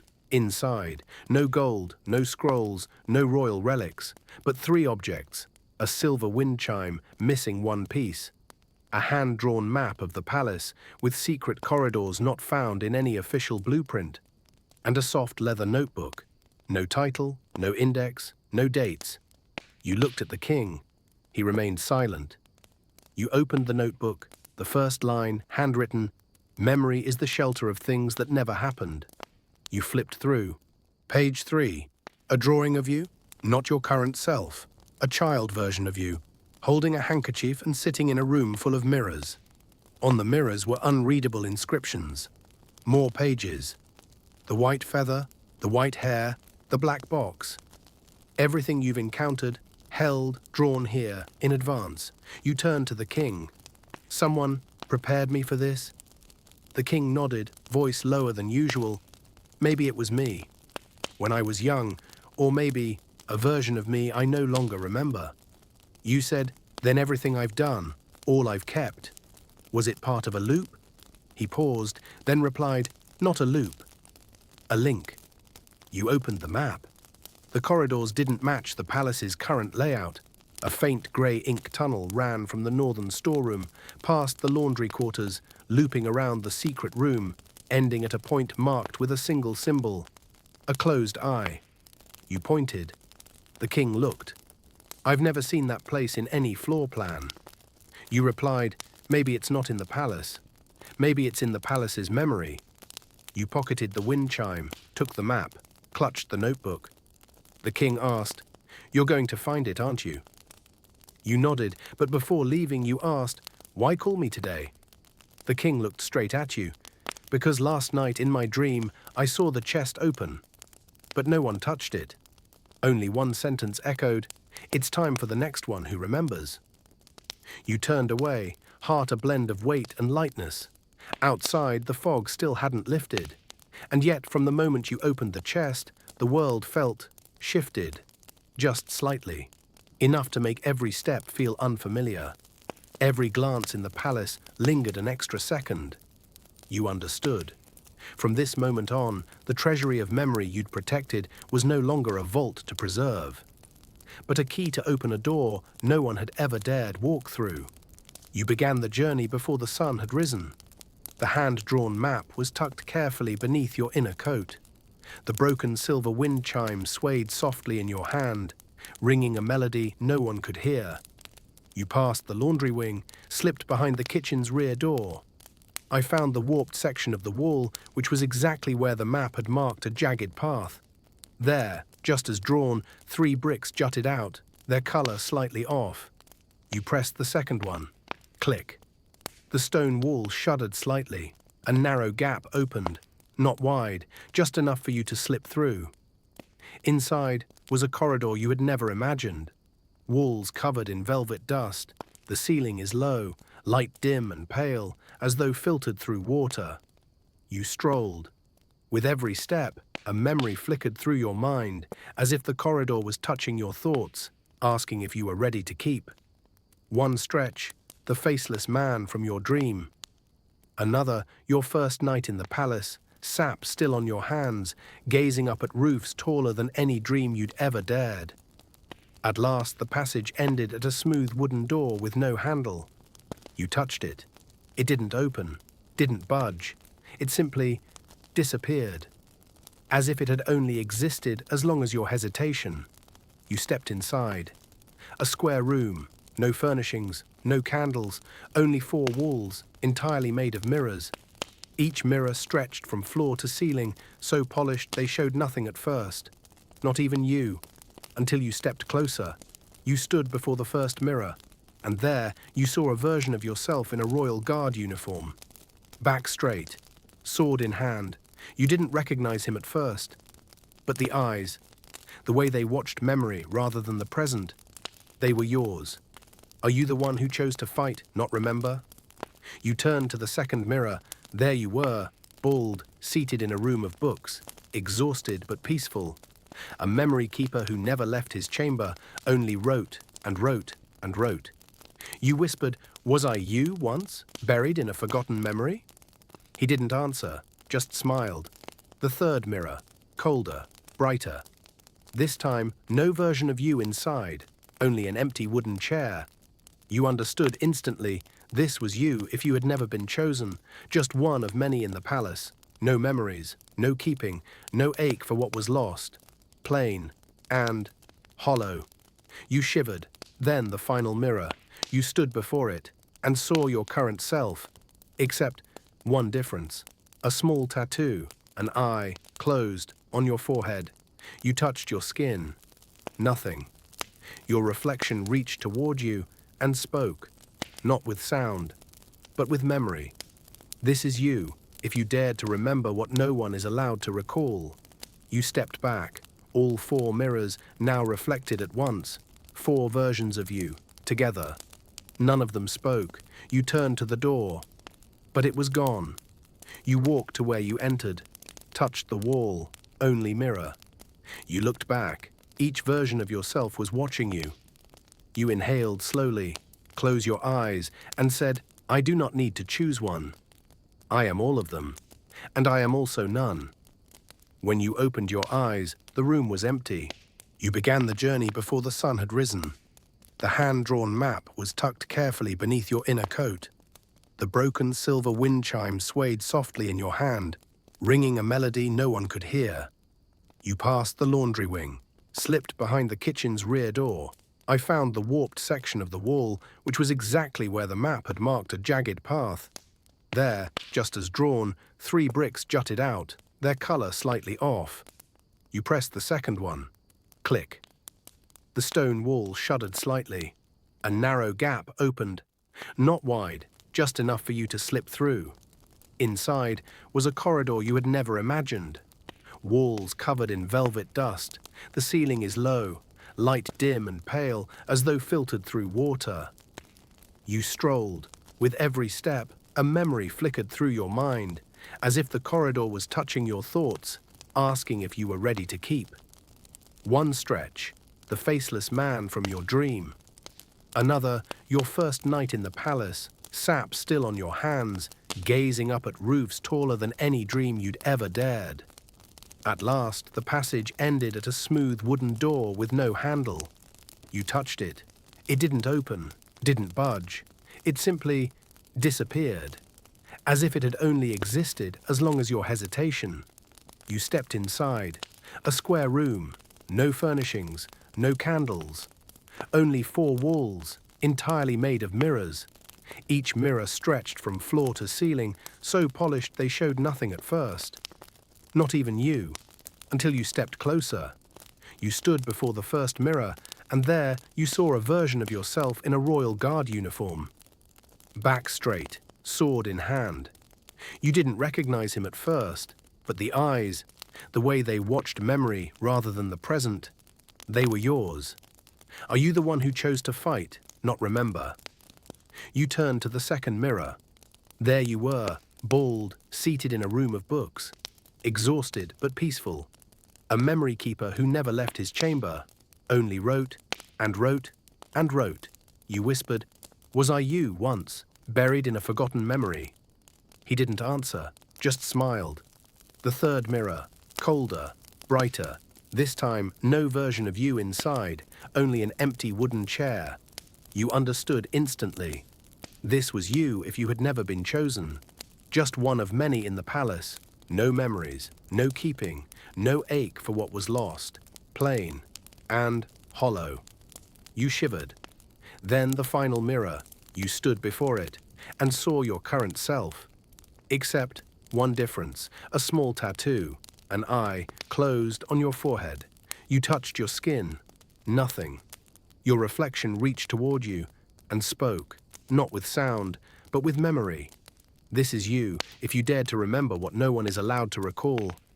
You stepped back. All 4 mirrors now reflected at once. 4 versions of you, together, none of them spoke. You turned to the door, but it was gone. You walked to where you entered, touched the wall, Only mirror. You looked back. Each version of yourself was watching you. You inhaled slowly, closed your eyes, and said, "I do not need to choose one. I am all of them, and I am also none." When you opened your eyes, the room was empty. The mirrors vanished, only a single light grey handkerchief folded neatly on the floor. You picked it up. The fabric bore no embroidery, but when light struck it just right, a phrase appeared, written in breath. You just remembered what you once buried in order to survive. You folded the cloth and tucked it into your sleeve. No door, but you didn't need one. You walked to the wall, touched it, and like before, it melted. You stepped out, returning to the old corridor. Everything remained unchanged. But inside you, nothing. It was the same. The secret room was quieter than usual that day. No one played music. No one folded paper. No one lit the usual sandalwood-scented candles. You stepped inside, sensing the very air holding its breath. The handkerchief girl was the only one present when you arrived. She was stitching a line of black thread onto an old piece of cloth. The sentence wasn't fully finished yet. Sometimes what we keep isn't meant to be found. It's meant to stop something from drifting forever. You sat across from her. "Has anyone else come yet?" She shook her head, eyes never lifting. You waited. After a while, one by one, the others arrived. No words, no greetings. Just silent steps and quiet presence. As if someone had summoned them all, not by voice, but through a calm memory. When 12 gathered, the silent girl looked at you unblinking. Then the nightingale asked, "Where did you go?" You answered, "To the place marked by the closed eye." She nodded as if she'd expected it. And you saw yourself more than once. You nodded. "Do you feel heavier now?" she asked. Not from memory, but from no one ever asking whether you're tired. You froze slightly. You had never considered that question. The paper folder spoke. If you are the one keeping everyone's memories, then who is keeping you? The question dropped like a small stone onto still water. No one laughed. No one said, "It was just a joke." You swallowed. You had never thought of it. Not because you thought yourself immortal, but because you had never allowed yourself to be tired. You reached into your sleeve and pulled out the grey cloth from the mirror room. You placed it at the center of the circle. The handkerchief girl leaned forward, reading the faint, breath-written words. You just remembered what you once buried in order to survive. She exhaled softly. Maybe it's time you had someone to keep you too. You asked quietly, "How do I find such a person?" When no one else remembers the whole. The butterfly smiled. "You don't have to. We've already chosen." You blinked. Chosen who? The music girl stood. She walked to the center of the circle. In her hands was a small box made of smooth, gleaming agar wood, shining so clearly it almost reflected things that didn't exist. She opened it. Inside was a small, round mirror the size of a palm.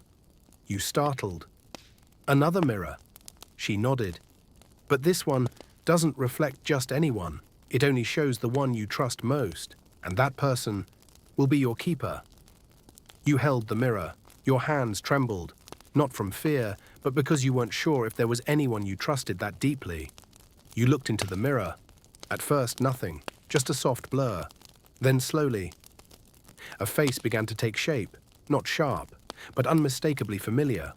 One of the girls, the stitcher, the folder, the musician. Then you realized it wasn't just one, it was all of them. You looked around. Every girl in the room was smiling, not because you were fragile, not out of pity, but because they knew you had carried too much for too long. The silent girl stepped forward. For the first time, she laid a hand on your shoulder and spoke softly, just enough for memory itself to hear. "From now on, we will keep you. You are not alone." You nodded. There was nothing more to say, except this.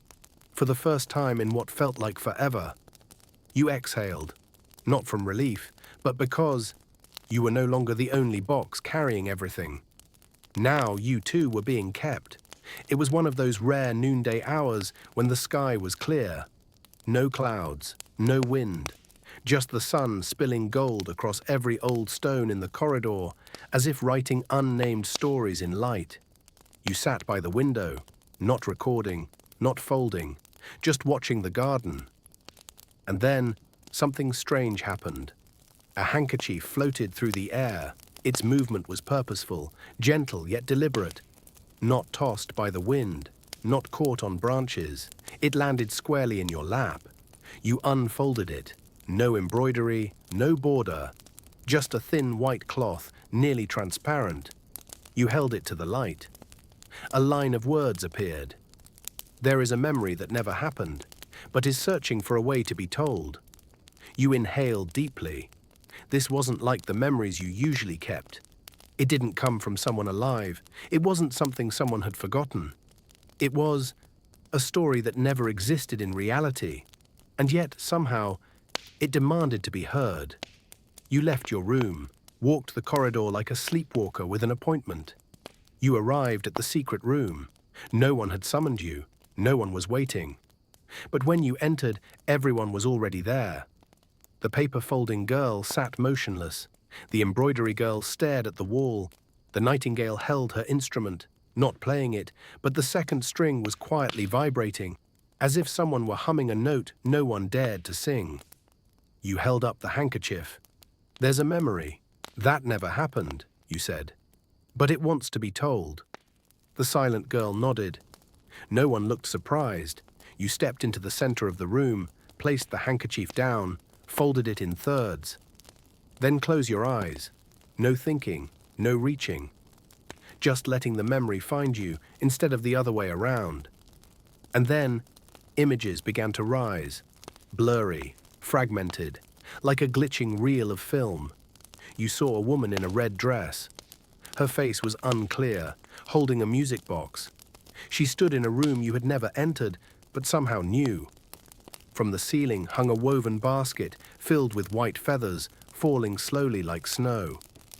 Every time she turned the music box, more feathers drifted down. You heard her voice, not through your ears, but your heart. I once lived in the imagination of someone who died, but the memory of me refused to leave. So I'm still here. Tell me out loud, so I don't have to hide anymore. You opened your eyes. The handkerchief in your hand was heavier. Not literally, but heavy like a story that had just landed. You said, she's a memory of someone who never truly existed. But someone imagined her so deeply. She stitched herself into this world. The music girl nodded. And now, we must tell her, even once, so she can finally let go. You stood, took paper, took the red thread, and began to write. Not in ink, but in stitches, line by line. There was a girl in a red dress, standing in a room where the snow was made of feathers. Each time she turned the music box, more memories would fall. And she waited, not to be remembered, but for someone to dare to name her, a name that was never given. When you finished the last line, the room felt lighter. Everyone breathed in all at once, as if a piece of the air had been returned to them.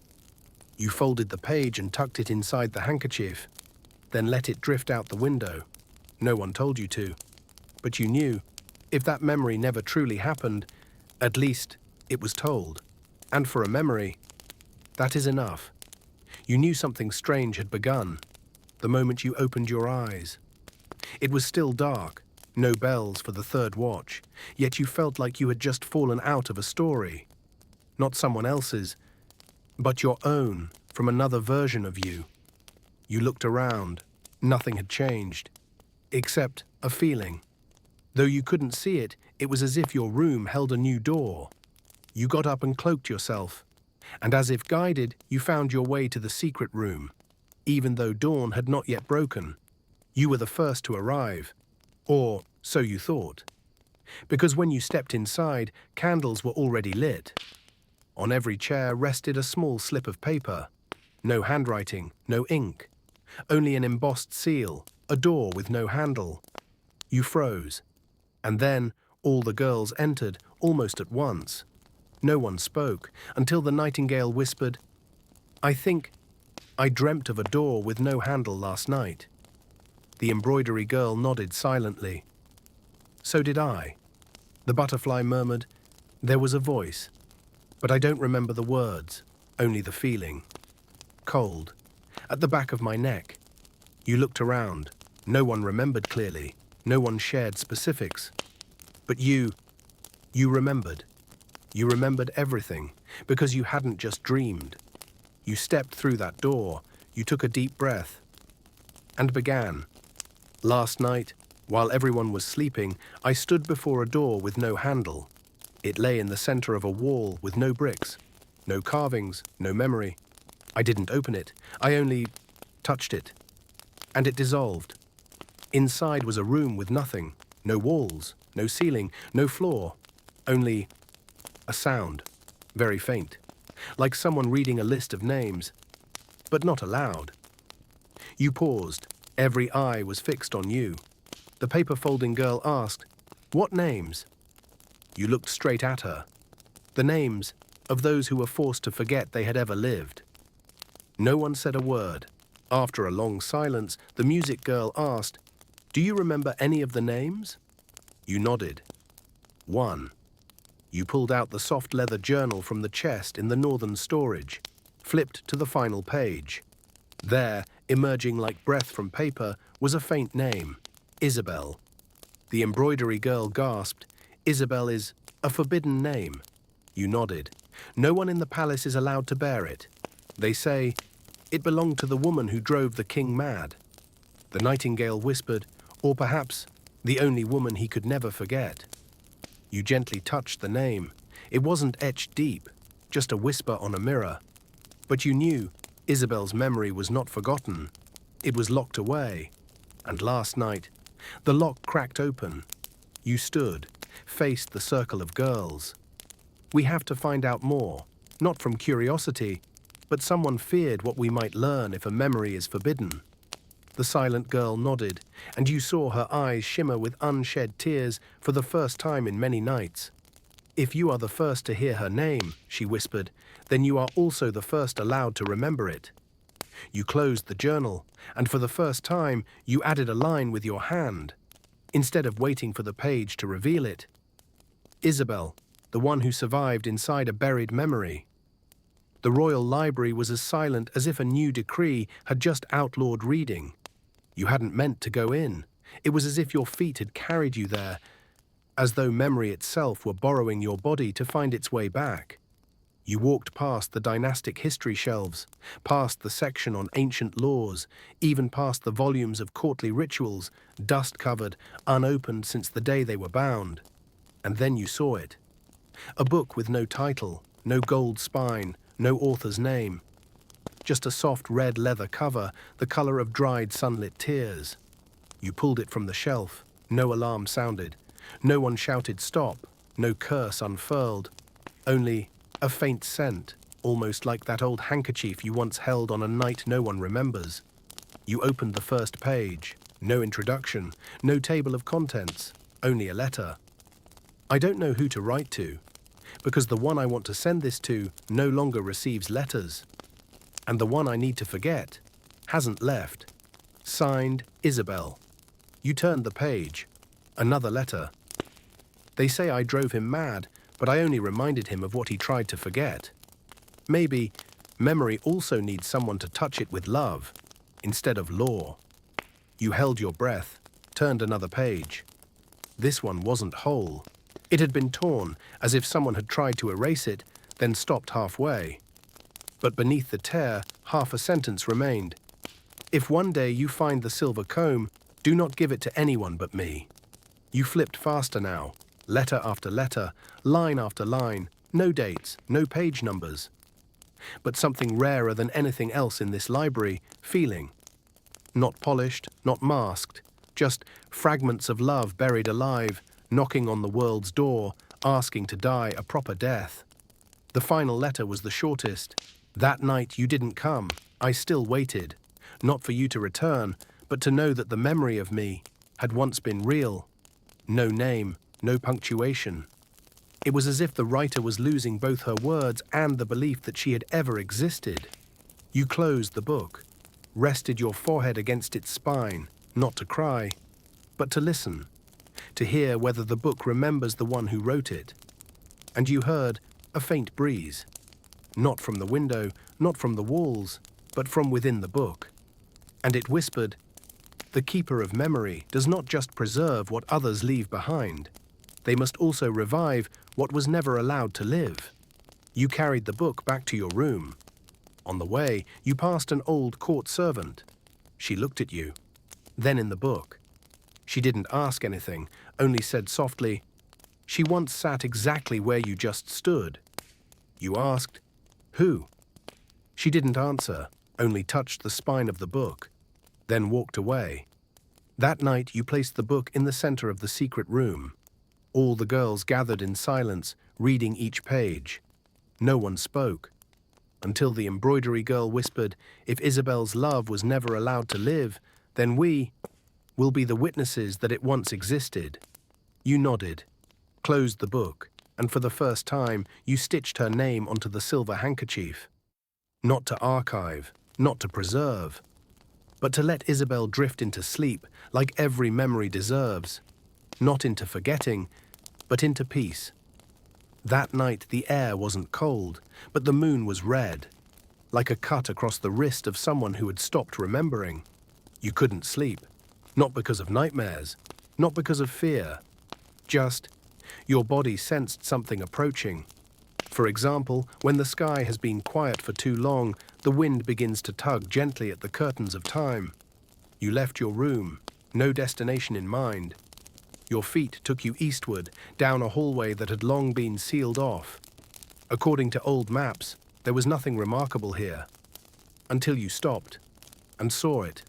The door, no handle, no hinges, just there, pressed into the stone like it had always belonged to the palace's body. But you knew it hadn't always been there. This spot had been empty. You reached out, ready to touch, then knock. A soft sound. From inside. You froze, not from fear, but because something deep within you stirred, as if a door inside you had just been knocked on, too. You took a deep breath, placed your palm against the wood. It was warm, not like stone, not like metal, like skin. Another knock, knock, knock, no rush, no desperation. It was as if someone was patiently waiting for you to be brave enough.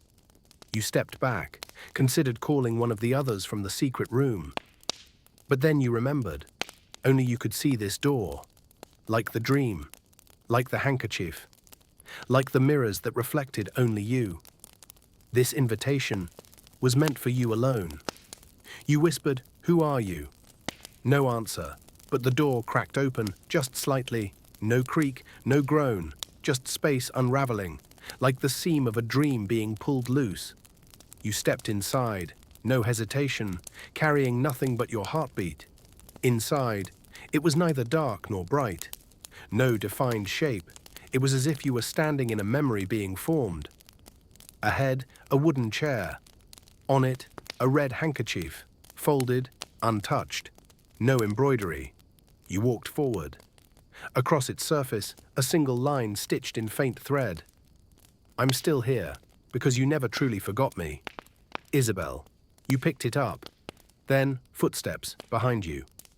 You turned, a figure, face indistinct, wearing a red dress, standing there as if she had been stitched together from the very letters you once read. She didn't speak, didn't approach, only extended her hand. In her palm, a silver comb. You knew. The comb mentioned in the torn letter. "If one day you find the silver comb, do not give it to anyone but me." You reached out, didn't touch her hand, just gently took the comb. She nodded, and then she vanished. Not into dust, not into wind. She ended, like a sentence closed with a final period. You stood there, alone. The red handkerchief in your left hand. The silver comb is in your right hand. No applause, no witnesses. But you knew Isabel had been touched, not by fingers, but by memory, by courage. You turned away.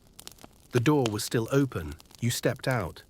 When you looked back, it was gone. That morning, the birds did not sing. No hurried clack of wooden clogs.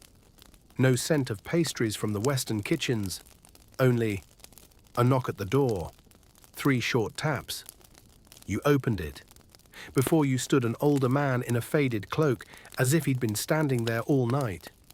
You recognized him instantly, impossible to mistake. Don Gregorio, the king's former high advisor, presumed dead 7 years ago on a pilgrimage from which he never returned. He didn't greet you, didn't introduce himself. He looked down at your hand and softly asked, "The silver comb, has it chosen you?" You clenched your fist, didn't answer. He nodded as though no answer was needed. Then he said, "Come with me.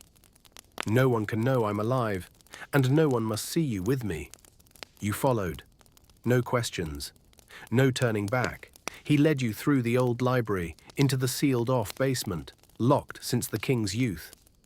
A heavy wooden door opened with a key whose shape only the one who carved it could remember. Inside, flickering light, and rows upon rows of wooden boxes. No labels, no numbers.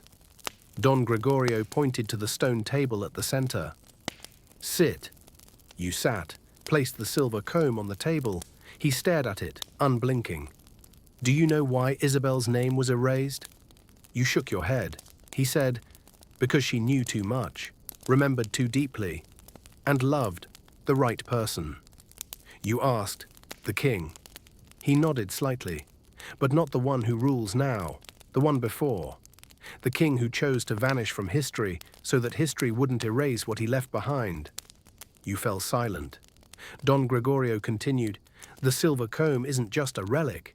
It carries the seal of an unwritten memory. You being chosen means you are no longer the keeper." You flinched. "Then what am I?" He replied, "You are the opener." You leaned back slightly. "The opener?" He nodded again. "The one who may unlock what was sealed, tell what was never told, touch what others dared not remember." You looked at the comb, and for the first time, you saw it breathing, not literally, but as though each silver tooth whispered threads of memory. Don Gregorio pulled down a box from the top shelf, set it before you, opened it. Inside, a bundle of thin pages tied with black thread. The cover read, "Isabel, Things No One Ever Read."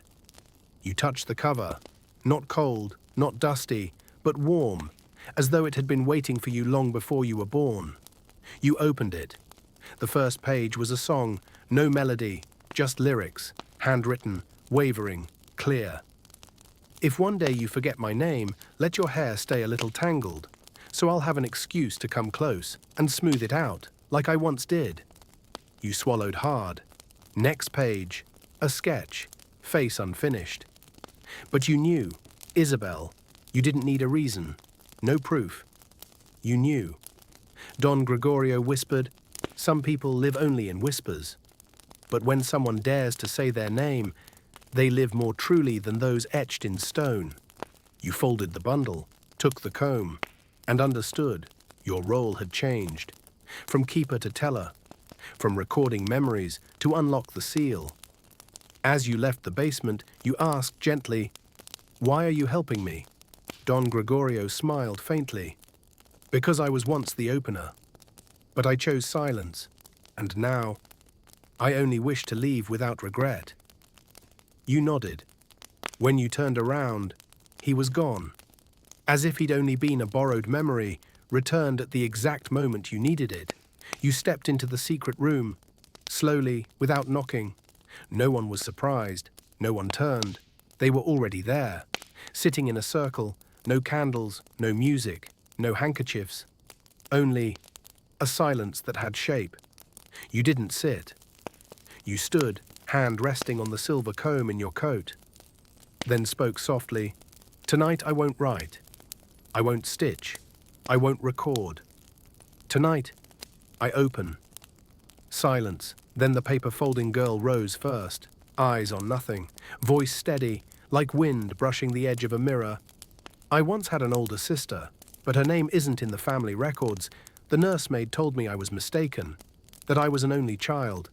But her, I still remember 2 bowls on the table, 2 pairs of tiny slippers side by side. One night, my sister didn't come back. Mother didn't cry, she just folded the smallest red dress and burned it. After that, I began folding paper, because I feared, if I didn't, I would forget her. You nodded, didn't say, I believe you, didn't say, that was real. You opened your hand. And a breeze passed, as if someone had just been set free. Next came the embroidery girl. She stood, gripping her sleeve. Her voice ran like thread through fabric. Once I embroidered my name onto a handkerchief. For the first time, when I gave it to him, he said, "Well done, you always stitch beautifully." He didn't notice my name, didn't see that I had changed it, because I didn't want to be the old me anymore. She sat. You looked at the space in the center of the room, then whispered, "You were never the old you, and you never needed to be recognized to exist." An invisible embroidered handkerchief seemed to lift, then vanish, then butterfly. For the first time, she trembled. She spoke. "I once loved someone I never touched. Every day I waited for letters, even though he never promised to write. I wrote to myself, forged his handwriting, read the letters as if I deserved love. Until one day, I stopped, not because I forgot, but because I feared. What if a real letter arrived and nothing was in it?" You drew a soft breath, then said, "Not all love needs to be proven. Some love only asks to be acknowledged as real." You opened your palm. A butterfly inked in memory rose, then melted into the dark. One by one, they continued. The musician spoke of a melody no one remembers. The silent one, with her eyes, told of a gaze once forbidden. The nightingale sang in a trembling voice about a song without lyrics. Each time someone finished, you wrote nothing. You only listened. It was as if listening itself was the final magic those unkept memories needed to be set free. At last, all eyes turned to you. You paused. Your heartbeat is soft, not from nerves, but because there was a memory you'd never dared to speak. You stood still. Then you opened your palm, revealing the silver comb. And you said, like a breath, "I once remembered someone, before I even knew what memory was. I once sat alone in a room full of mirrors. They all reflected me, but none of them saw me." And in that moment, I began to say the name Isabel, not because I knew her, but because I needed to believe a memory could love me before I could even remember myself. No one clapped, no one cried, but the room felt lighter. It was as if the ceiling had lifted slightly to make space for things that had never been spoken. You closed your hand around the silver comb, then looked around. Memory is not where we hide pain. It's where we release what was never given the chance to live. Everyone nodded, not in agreement, not in confirmation, but as one, remembering together. You woke up later than usual, not from exhaustion, but because, for the first time in many nights, no memory called to you in sleep. You hadn't dreamed. You washed your face, put on your robe, opened the door, and saw the box. No royal seal, no ribbon, just a plain wooden box, placed neatly on the threshold, as if it had chosen to arrive at the right place of its own will. You carried it inside, set it on the table, opened it slowly. Inside, a red handkerchief, folded square, still carrying the scent of new fabric. A spool of white thread, the kind once used to stitch the names of the dead. And a blank sheet of paper, so pristine it felt like it was waiting for you to write something. But not yet. No letter, no instructions. Only a silence filled with meaning. You sat down and gently brushed the paper's surface, then looked at the handkerchief. It wasn't like Isabel's. No trace of longing. It was new, bright, red like blood, still warm. You picked up the thread, placed it on the paper. By instinct, you were about to stitch a name, but your hand paused, not from hesitation, but because you realized a new handkerchief bears no name, and perhaps it doesn't need one. You left the room, carrying the box, not toward the secret room, not to the archives. You went to the forbidden garden. a place few ever visited, rumored to bloom only under the memory of honest remembrance. You'd never tried. But this morning you wanted to. You sat beneath the gnarled pear tree, opened the box, placed the handkerchief on the ground, lay the blank page across your lap, and began to write. No name, no date, no introduction. Just a first line. If you find this box, write what you were once too afraid to keep. You continued, I once kept the memories of others. Now I'm learning to keep my own. I once believed my role was to remember for the world. But then I realized, no one needs to be remembered forever. They only need someone to listen at the right time. You paused, the wind passed through. The paper fluttered gently. The red handkerchief slipped from your fingers, landed softly on the soil, like a small flag stuck into new ground. You stood, buried the box at the tree's roots. No marker, no one needed to know, no one needed to search. But you knew this place would become a refuge for new memories. Not a place to hide them, but a place that allows what never happened to begin. You stepped back, then again, lifted your gaze to the barren orchard, and for the first time in years, a single blossom bloomed. Small, ivory, scentless, but real. You smiled gently, not brightly, just enough for the wind to hear it. Then you turned away.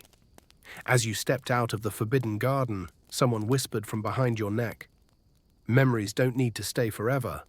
They only need to be allowed to exist, once. That night you returned to the secret room. Everyone was already there, but they weren't sitting in a circle anymore. No one was folding paper. No one was stitching handkerchiefs. No one was playing music. They were writing, each with a page of their own. No one followed a form. No one waited for your cue. They were writing the things they wanted to begin, not the things they needed to keep. You sat, didn't pick up a pen, only listened to the steady rhythm of ink on paper, like rain on old tile. Then the paper-folding girl turned to you and asked, after tonight, you're leaving, aren't you? You nodded. The king's orders, another place, a new memory needs to be opened. She nodded back, not sad, not wistful, just handed you a piece of paper, nothing written, just a single line drawn, starting from a heart and running off the edge of the page. You didn't ask, you kept it. Then whispered, not everyone gets the chance to begin again. She replied, but if someone is brave enough to open, there will always be someone brave enough to write. You looked around the room. Once, each of them had been a memory. Now, they were storytellers. That morning, you left the city through a gate not meant for departures. No guards saluted, no trumpets sounded, only the soft echo of your wooden clogs on damp grey stone.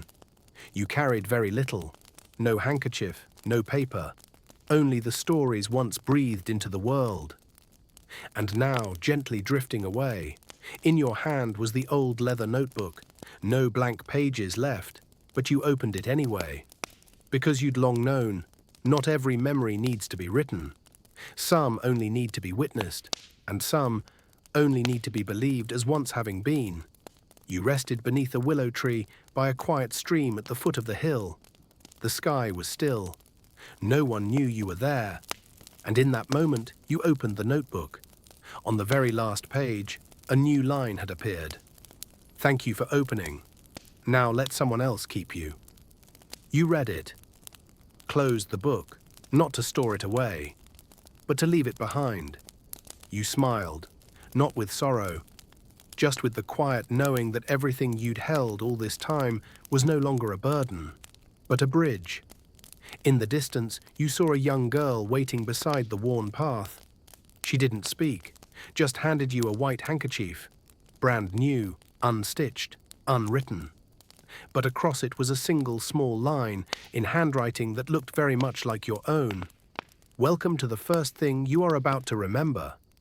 You smiled and walked on, never looking back, because you understood the keeper need not carry, the opener only needs to know when to let go. And the one who lives with memory is simply the one who chooses to keep walking without a reason. Thank you for staying with me until the very end of this journey. You've walked alongside nameless handkerchiefs, forgotten memories, and stories no one dared to tell. If you ever saw a part of yourself somewhere in these words, even just an image, a sentence, or a nameless silver comb, then remember, you are not alone.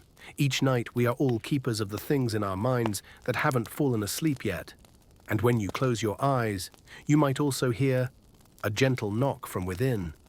If you enjoyed this journey, please hit like so I know you'd love to hear more stories like this.